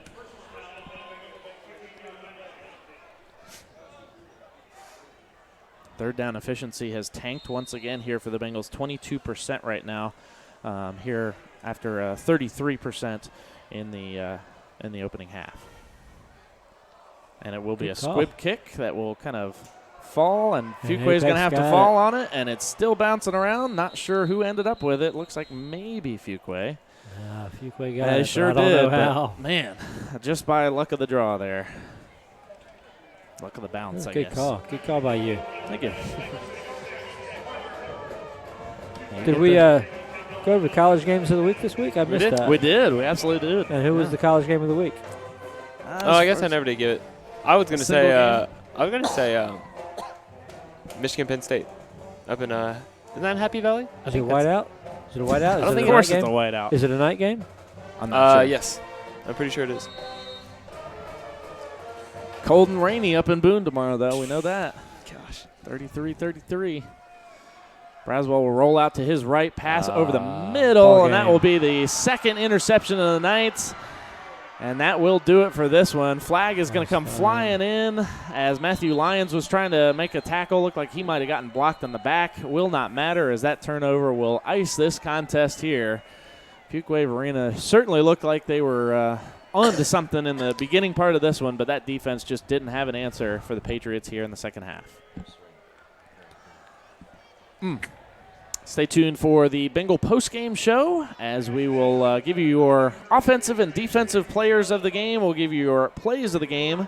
Players presented by P. Castles Law, PLLC. The plays of the game presented by Window Effects. We'll have your coaches' comments presented by the Strong Center.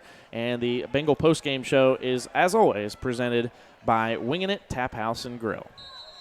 5:38 still left to play here in the fourth quarter, 28-14. Man in motion from the left wing. This will be a handoff that goes to Sydney up the middle, and Sydney will carry for 5 and then some, maybe 6 or 7 on the first down carry. All right, so who else did you review? The big game in the Coastal, the Duke Virginia game. It's a big game, and we went over App a little over App. Wake Forest, Florida State. Well, I wouldn't expect you to do too much on that, since you're a Chapel Hill guy. That's all he wanted. I'll be out there tomorrow. Do what? I'll be out there tomorrow on the mountain. Hey, why stop at the hill when you can go to the top of the mountain? That's right. Second down and 3 now with Lurch looking for the pistol snap. He gets it, and the Bengals get a big stop here, backing him up for a 2-yard loss back to the 35-yard line. Nice stop by Pierce and one other. Looks like Carlin might have been in there as well. Yeah, I don't often wear T-shirts. Almost never wear jeans to school. I just don't like it. But I got a new T-shirt. Wanted to show it off a little bit. Is it Spirit Week for you guys? No, I just made it up. I said, all right, it's going to be Fight Song Friday. Everybody wear your college gear. Oh, cool. I like bonus points if your school's ranked higher than my school, and I won. Third down and 5. Big third down here coming for the Bengals. Can still make something happen. They're going to go back to the air, and just stepping up on that one. Looks like, was it Nigel Pierce? Stepped up a little bit too soon. Big completion there by Sam Lurch. And that is complete to Nigel Toster. Toster getting the 6 points up on the board with 4:07 left to play in the fourth quarter. Good set of downs there for the Bengals there for a moment. And Pierce just trying to step in on that play to make a play. Unfortunately, it allowed the ball to fall right into the hands of Toster and get his 4th touchdown on the season. PAT pending, up, and good.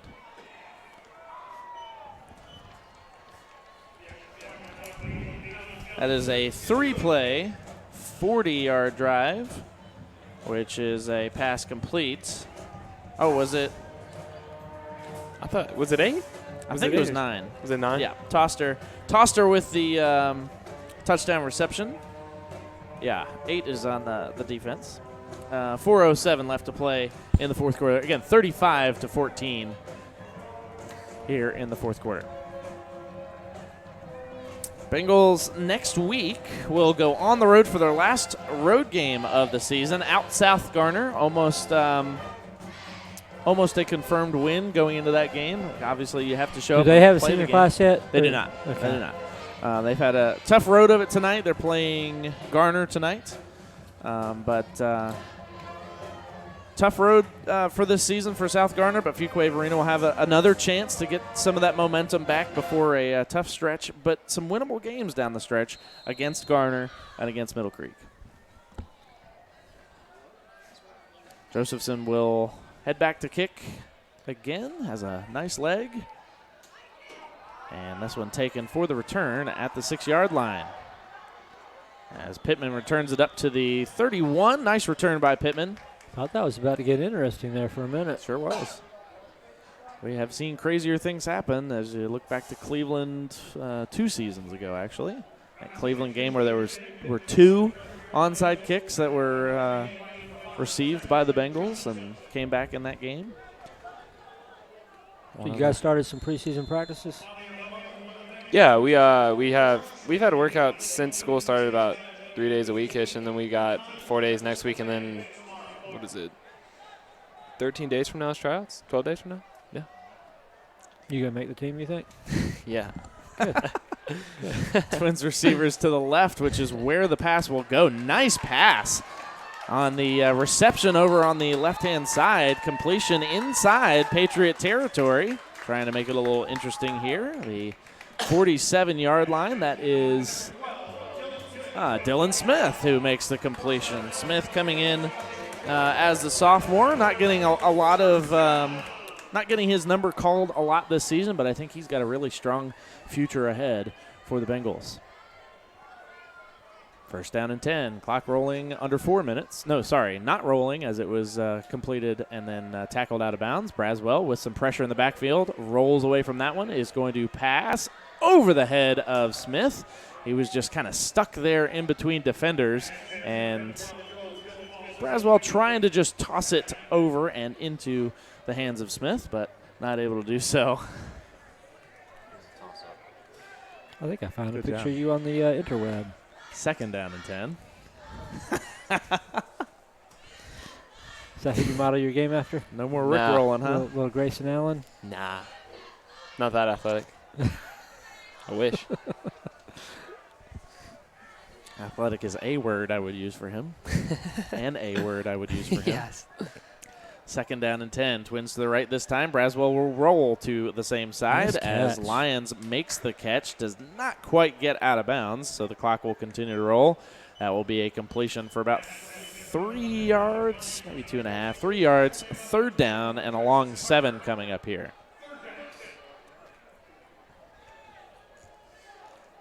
.322 and counting in the fourth quarter.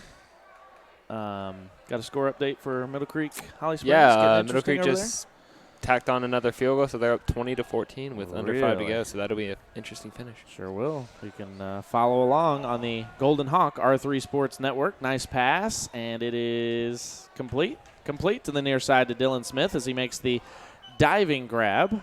It will be a gain of a couple, so brings up 4th down and 6 here. You think they go for it? Absolutely. maybe a long field goal try. No? Okay.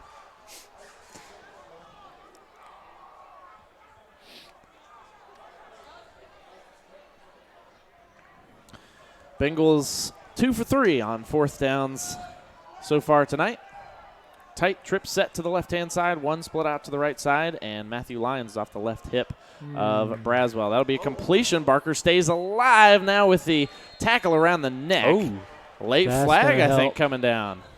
Why Yeah. he bailed us out. I don't know why you throw that pass that far short of the chains, but good point. But Barker fought Comes to every work. way he could and stayed alive. The only thing I can think is that they're going to call a face mask, though he was really tackled around the neck. Maybe a horse collar. And they're going to wave it off. Yeah. Yep. Not surprised, as that was just a tackle around the neck, and that will be a turnover on down. So the Bengals go 50% on 4th down here tonight, and Apex Friendship will take over with 2:53 to play in the contest here tonight.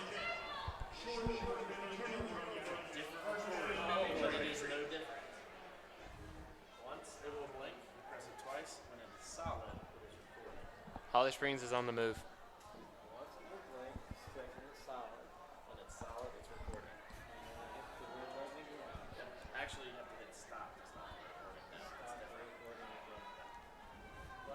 Thank you.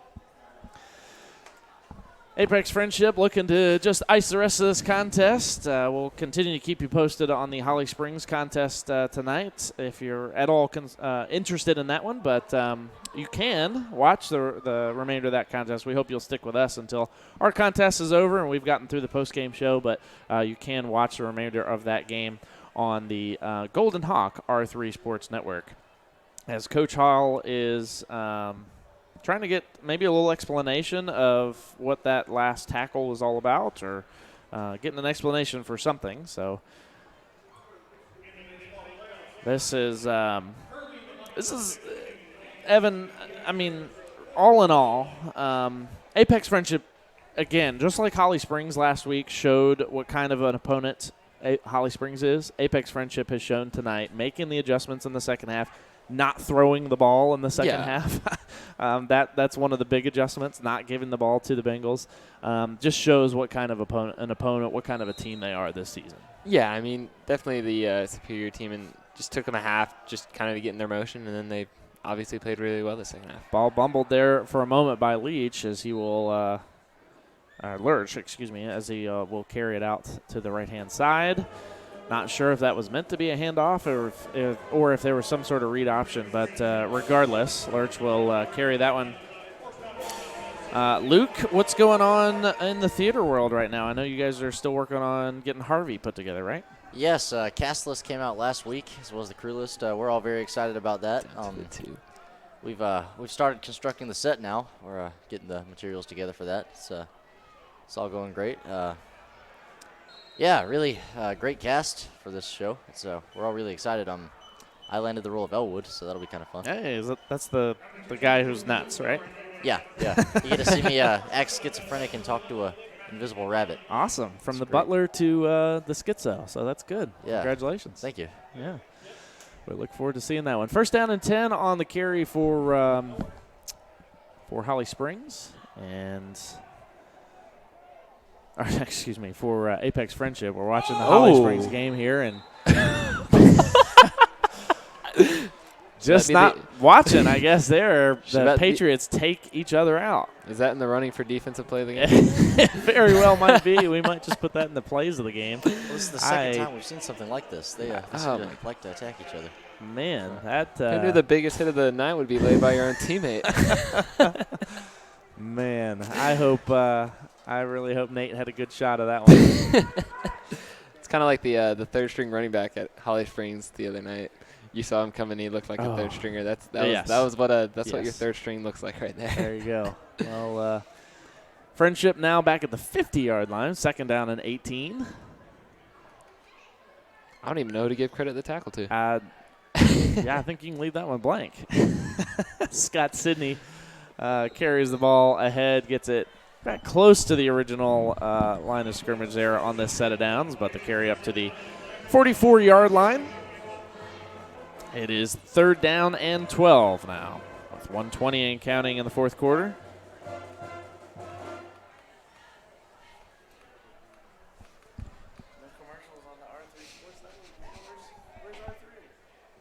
It was lagging. Oh, gotcha. Third down and 12 now.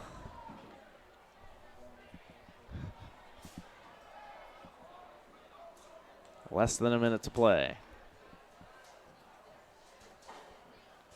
And Apex Friendship just taking as much time as it can off the clock here, not trying to pile on any scores here. Adam Sanders is certainly a great coach, a good guy. I've met with him a number of times, as Matthew Lyons is actually in there. He'll get credited for a tackle, as well as Darius Briley. We will have some good conversation, I think. I think we know probably who's going to get our defensive player of the game tonight, and that's going to be a great thing for the player who has not had much time.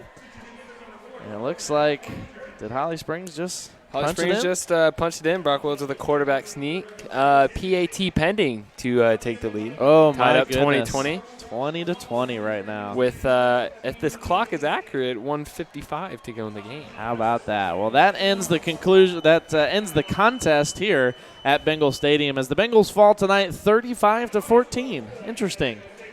Sounds the like exact the same Middle score Creek score, doesn't of the it? Middle Creek game. That will be the last game of the season for the Bengals. We'll talk about the schedule. We'll talk about this contest, break it all down for you as the Bengals fall tonight. 35-14, score in Middle Creek. And at Middle Creek. PAT is good. 21-20 with about 90 seconds left to play for that game. We'll keep you posted on that one as well. Stay tuned here for the Bengal Postgame Show presented by Winging It Tap House and Grill as the Bengals fall tonight to Apex Friendship 35-14 on the Bengal R3 Sports Network. If you're looking for a realtor and want to save thousands, call me. I'm Krista Absher of the Absher Realty Group, powered by Fathom Realty. With our Heroes to Homeowners program, first responders, nurses, teachers, and veterans qualify for a 25% commission rebate to thank you for your service and sacrifice. As an Air Force veteran with 13 years of local real estate experience, our mission is to help fellow veterans and local heroes achieve their dream of homeownership. Call me, Krista Absher, 919-355-SOLD. That's 919-355-SOLD. Or visit theabsherrealtygroup.com. Protecting your family, your home, your car is extremely important. One company that's been doing just that in Fuquay-Varina since 1956 is Dickens Insurance Agency. Their agents are tried and tested and are able to handle any questions you may have regarding your insurance needs. And if you combine your personal auto, homeowners, and life insurance, let the savings start rolling in. Visit Dickens Insurance Agency at 402 Wake Chapel Road or online at dickensinsurance.com. Mike from Cary says on Yelp that Wingin' It Tap House and Grill is great as always, service is fast and prompt.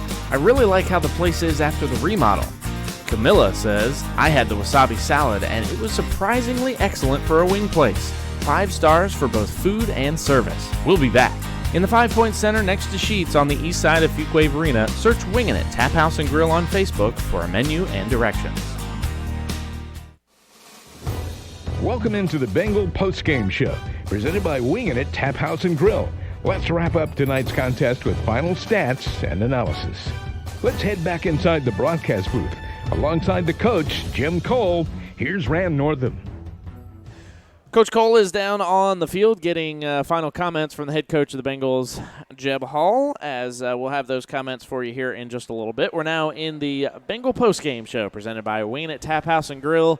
Much like we saw last week against Holly Springs, this was a matter of Fuquay playing a great game. Fuquay played a clean contest, played a great first half. The defense came up big. I think Apex Friendship handed over the ball a couple times by throwing some passes that I'm sure Lurch would have liked to have had back. But Fuquay played a very strong 7-0 first half, and then Apex Friendship, much like Holly Springs last week, woke up in the second half. Yeah, I mean, the first half was great for the Bengals. I mean, those 3 picks, offense had a really nice sustained drive, but when the second half came, the offense looked stagnant. The up-the-gut runs weren't working. Defense looked tired, giving up big runs, big plays, and Friendship just was a better team. They proved why in the second half, and they pulled away. Absolutely. Well, we have definitely some great accolades to give you this week. Last week, it was a game that turned messy. It was, other than some plays in the first half and the first quarter, really, there wasn't much to be excited about. This week, there were some great plays that are to be excited about, and we're going to be talking about those as that goes on here tonight. Yeah, this is definitely – I hate to call it a moral victory because you don't like to take moral victories, but this is a game where it wasn't like Holly Springs where we played good for half a quarter and just looked like we quit by the second half. Like this, we seemed like we played hard the whole game. I mean, we played a good Friendship team, and yes, you just got to keep your head up, like put the record behind you, and finish the rest of your season strong. And there's still chances for huge moral victories down the stretch. Obviously, Middle Creek is putting up a great game against Holly Springs right now. We'll see how that ends up. But Middle Creek is able to put up 20 against Holly Springs. I think against that defense, that really says something. That says something that where Middle Creek is still a formidable opponent this season. However, as we talked about earlier, this really is probably the greatest chance that we've seen Fuquay-Varina having to beating Middle Creek in the last few seasons. For sure. Yeah, no doubt. I mean, Middle Creek is down this year. Fuquay obviously is down as well. But if Fuquay could string together back-to-back wins against South Garner and Garner, coming in with momentum, senior night, home game, Middle Creek. That could be a very interesting contest. It sure would. Well, you see the final stats up on the screen. You can find the full breakdown of stats on r3sports.org/Bengals. Go to the schedule and results and click view next to tonight's contest, and you can follow along with us. Braswell, 7 of 13 on the night for 92 yards, 1 touchdown and 2 interceptions. Really only count that first one for him tonight. He was had 1 carry for 3 yards as he scrambled out as well. And then not big rushing numbers tonight. Jackson Barker with 42 yards on 9 carries. Matthew Lyons, 8 carries for 35 yards for the homecoming king. But Barker did have 2 receptions for 51 yards, a big touchdown in the fourth quarter to really try to put some energy back into this contest, make it exciting, back to a 7-point game there late, but Apex Friendship able to put this one away. Nigel Pierce with 1 reception for 2 yards, and the Dylan Smith, 2 receptions for 21 yards. That is one of the members of the future of this Bengal squad. We'll continue to talk about him as this goes on. And we are in the Bengal postgame show presented by Wingin' It Tap House and Grill. Stars. TripAdvisor has Winging It at 4.5 stars. But don't just take their word for it. Stop by and check it out for yourself on Main Street in the 5 Point Center next to Sheets. Search Winging It Tap House and Grill on Facebook for a menu and directions. Players and plays of the game on the other side of this timeout as the Bengals fall tonight 35-14 on the Bengal R3 Sports Network. Sitting at home watching the Bengals tonight? Why not join your fellow Bengal fans at Wingin' It Tap House and Grill? They'll have the game on each week while they bring you their signature bone-in or boneless wings with 21 choices of sauce. Or maybe you'd like to try their fish and chips. How about their beef sliders or their chicken sliders? You've got to try the grilled ribeye. Or try something from the sea with the grilled tilapia. Wingin' It Tap House and Grill, located in the 5 Point Center next to Sheets. After more than 20 years in the corporate world, Pam Castles decided to step out on her own, establishing P. Castles Law, PLLC. She's available for commercial transactional, legal services, such as contracts for purchases and sales of goods and services, and non-disclosure and non-compete agreements and transportation contracts. Contact Pam at 919-534-5735 or Pam at pcastleslaw.com. P. Castles Law, this year's sponsor of the Players of the Game. Creative Wiring Solutions has been a leader in home theater installation since 2002. They specialize in home integration, structured wiring of smart homes, house audio, noise control, security, monitoring, central vacuum systems, and so much more. From the Triangle to the coast, Creative Wiring Solutions proudly serves throughout all of North Carolina. They recognize the special care and attention to detail needed when designing your home entertainment. Expect the best. You know Window Effects for the smooth factory finish they do on your vehicle tinting. But did you know that same high-quality work can also benefit your home or business? Window tinting for your home or office will reduce heat, cut down on glare, and stop floors and furniture from fading, saving you money and protecting your assets. Don't know whether you need window tinting? Contact Window Effects today for a free estimate. Search for Window Effects on Facebook and tell them R3 Sports sent you.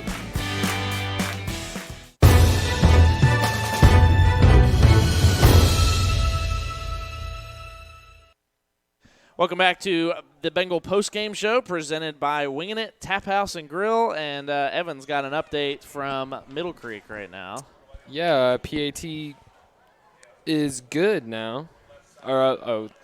Flag was thrown on the PAT, but Middle Creek just took the lead over Holly Springs, currently up 26-21 with 34 seconds to go in the game. How about that? All right, well, let's look at our players and plays of the game. The players of the game presented by P. Castles Law, PLLC, and I think let's go with the easiest one first, and I think that comes on the defensive side. 2 interceptions tonight really kind of set the tone for the first half, and I think Winkler's that was get that one. Definitely 2 big interceptions, one by the goal line to prevent a touchdown, the other one to set up the eventual touchdown drive. So 2 big plays, 2 big picks. Got moved up early in the year. Way to make your stamp on the varsity level for him. And talking about Dylan being the future as a sophomore coming in, Winkler's the same way. Yeah, Winkler's a sophomore, Barker's a sophomore. This is a young team. Exactly, and there's some great hope for the team here in the next couple of seasons, and we look forward to that. So congratulations on that, 2 interceptions, and in on multiple tackles too. I mean, Winkler was in there the whole night. Yeah. Gabe Davidson tried to spell him there for a little bit at one point when he came up with an injury. He called him off. He said, "I got this," and stayed in the game. That was great to see. Offensive side of the ball, I'm kind of inclined to go with Jackson Barker tonight. He made some big plays. Yeah, I mean, he had some big rushes. He had the big, I guess it was a rush, the bubble lateral screen in the first half. He had the 48-yard touchdown catch. Had some good numbers. He had some big plays. Absolutely. So Jackson Barker, our offensive player of the game. Players of the game presented by P. Castles Law, PLLC. In addition to offering custom design and personalized service, Creative Wiring Solutions offers a wide variety of products and services, including speakers, projector screens, flat screens, and so much more. They'll customize packages and accessories for your individual needs. Expect the best. Call Creative Wiring Solutions to start your install today. 919-557-6900 or visit creativewiring.com. Thank you very much. If you wouldn't mind plugging in our power again for our computer, it looks like our camera. It looks like that got unplugged. So if you'll go take care of that and get us our camera feedback going, thank you very much, Luke. We will talk about our plays of the game tonight. Players of the game, again, remember, presented by P. Castles Law, PLLC. The plays of the game tonight presented by Window Effects, as you just heard from there. Plays of the game, obviously we're going to put those interceptions in as far as the video is concerned for plays of the game. Trying to think of any others that were really big. As you can hear a little bit of Adam Moore for the Holly Springs. That's okay. You can keep it up. No problem. It's all three. It's all R3. I love that. But plays of the game tonight, as far as big game-changing plays, I mean, I think it's all of those interceptions in the first half, especially coming into this game with only one takeaway. Only one, yeah. To get 3 in the first half were big plays. And the third of those was Ethan Burke, who got it. Did he return that, or was that the one that ended up on the 1-yard line? Was that Winkler? No, Winkler's okay. second one was the one on the 1-yard line. The one he did. And I think that one was huge because they really were. They were knocking on the door down there. If Apex Friendship punches it in the first half, this ends up being a whole different game a whole lot earlier, and Fuquay is not in it late in the game. So those interceptions really came up big. Those are really the plays of the game. I think that's what we got to hang our hat on tonight. Those takeaways in the first half, really a great job by the defense of Fuquay-Varina. Great job by Luke. Thank you very much for getting those back on. And, yeah, we talked about our players of the game already, but go ahead and give us our plays and players of the game here tonight. Tonight's players of the game are presented by P. Castles Law. Contact Pam at 919-534-5735 or Pam at pcastleslaw.com for your business contracting needs. I can't believe I got the number right that time. Anyway, tonight's plays of the game are presented by Window Effects. Window tinting on your home or business can save you money down the road by cutting down on harmful solar rays that will fade your furniture and floors. Search for Window Effects on Facebook. Thank you very much. Evan, go ahead and give us a little bit of an update on what we just saw at Holly Springs right now, or Middle Creek right now. Yeah, so Middle Creek just forced a fumble, recovered it inside their own 5 with, I think he said, under 20 to go, so this game is basically over now. And this was a huge game last year for Holly Springs. They took that long sustained drive at the end of the game, took it down to the 1-yard line, kneeled it at the 1-yard line to win the contest. Middle Creek's going to win it, get revenge here tonight, hold on to some sort of semblance of dignity and respect here. I mean, Middle Creek's been running the SWAC for such time, and now they get that win. They stay eligible for the SWAC championship. They stay eligible to stay in the playoffs as well. So we'll see how that all ends up. But a big win for them. The biggest winner out of that is Friendship. Puts them in the driver's seat to sure win the SWAC. They beat Middle Creek earlier. They've got obviously Garner. They do have Garner and Holly Springs left, but they're in the driver's seat now to win the SWAC. How about that? Well, we will take our final timeout, come back with the comments from the head coach of the Bengals, Jeb Hall, as we wrap up this contest here tonight. Bengals fall 35-14 to the Apex Friendship Patriots on the Bengal R3 Sports Network. Now here we've got a spacious kitchen. Honey, this with house is brand new beautiful. I appliances. think it's the one. It just came on the market. I'm glad Krista was able to get us in here quickly. Krista was right. With how quickly houses are selling, it's important to know the market and be prepared to act fast. With the Absher Realty Group, powered by Fathom Realty, we'll help you find your dream home. With Krista Absher, the important thing to remember is you come first. She works with honor and integrity, educating you every step of the home buying process. Visit theabsherrealtygroup.com today. Hey, have you finished writing that presentation? Nah, I'm just winging it. Hey, have you made our travel plans yet? I'm just winging it. Wilson, have you finished the big pitch for our client today? No, sir. I'm just winging it. Winging it has its place, and that's not when making important life decisions. It's at the 5 Point Center in Fuquay-Varina on Main Street, next to Sheets. Open 7 days a week for lunch and dinner. Search Winging It Tap House and Grill on Facebook. Creative Wiring Solutions has been a leader in home theater installation since 2002. They specialize in home integration, structured wiring of smart homes, house audio, noise control, security, monitoring, central vacuum systems, and so much more. From the Triangle to the coast, Creative Wiring Solutions proudly serves throughout all of North Carolina. They recognize the special care and attention to detail needed when designing your home entertainment. Expect the best.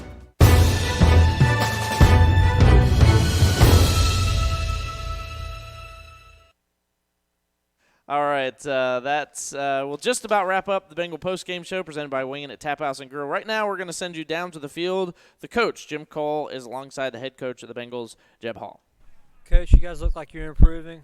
My question for you is, how do you balance when you're having a tough year like this? You got a lot of young kids. How do you balance the encouraging and the nurturing, and at the same time not come across like you're condoning the losing?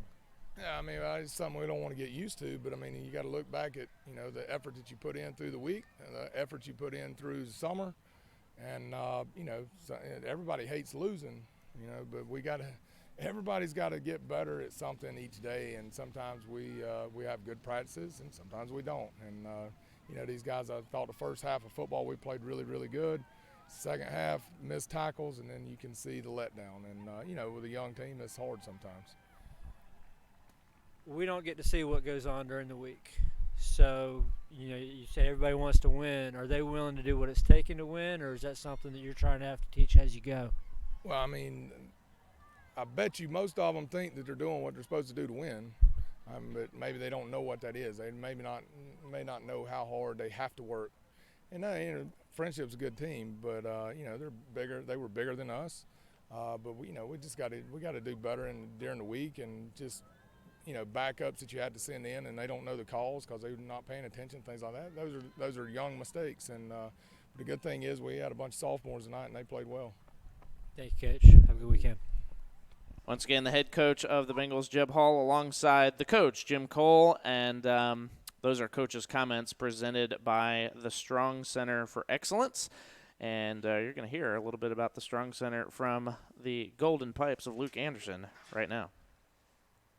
Center for Excellence is a non-profit organization providing team, group, and individual skills training and league play for basketball and football. Serving ages 6 to 18, ability ranges from beginner to those preparing for college improvement. Contact the Strong Center for Excellence at info@thestrongcenter.org or visit thestrongcenter.org. Thank you very much. 3 times maybe mentioned in that interview there. I heard youth, I heard young team, I heard the future of Fuquay-Varina football. We've mentioned it already a couple times here on the Bengal Post-Game Show presented by Winging It Tap House and Grill. And I think that this is a rebuilding season. It's a new offense, and I think that's what Fuquay-Varina fans have to continue to remember here. We're building on the future. I hate it for the seniors, but sometimes you run across that. Yeah, I mean, it's not something we're used to at Fuquay, definitely. I mean, saying the pedigree of Fuquay football and the success and the history, but this year, you just got to understand you've got a lot of young players. I mean, there's only a handful of seniors starting out there, but you got to take your wins and look for the future.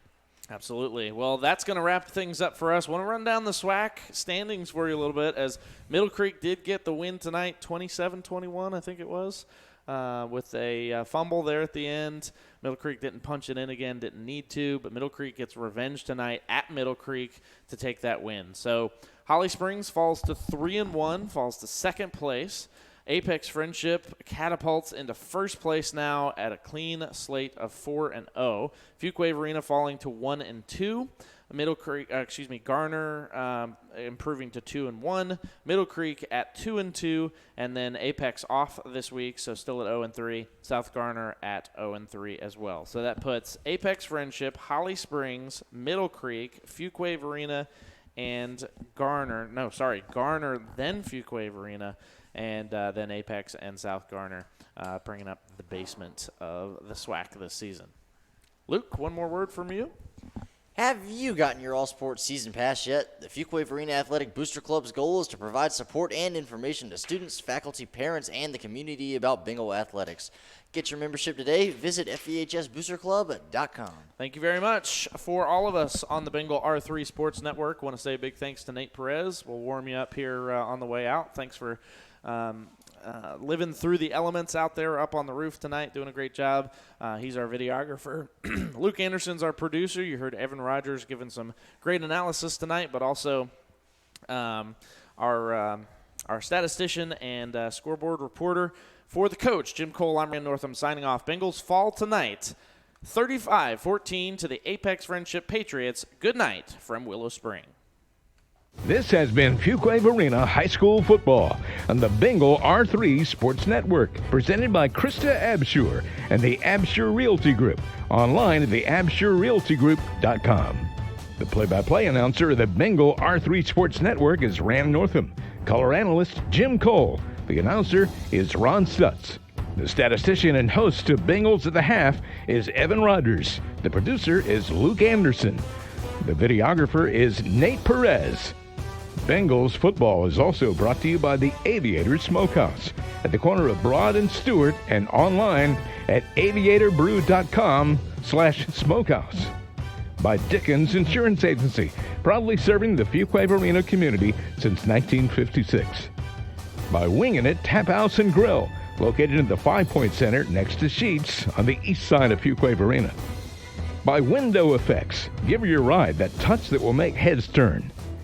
By P. Castle's Law, this year's sponsor of the Players of the Game. By the Strong Center for Excellence, empowering youth on and off the court and field. And by Creative Wiring Solutions, the area's leader in custom home entertainment. Any duplication or rebroadcast of this transmission without written consent from R3 Productions is strictly prohibited. The views and opinions expressed in this broadcast are those of the commentators and do not necessarily represent or reflect the official policy or position of R3 Productions. This has been a presentation of R3 Productions.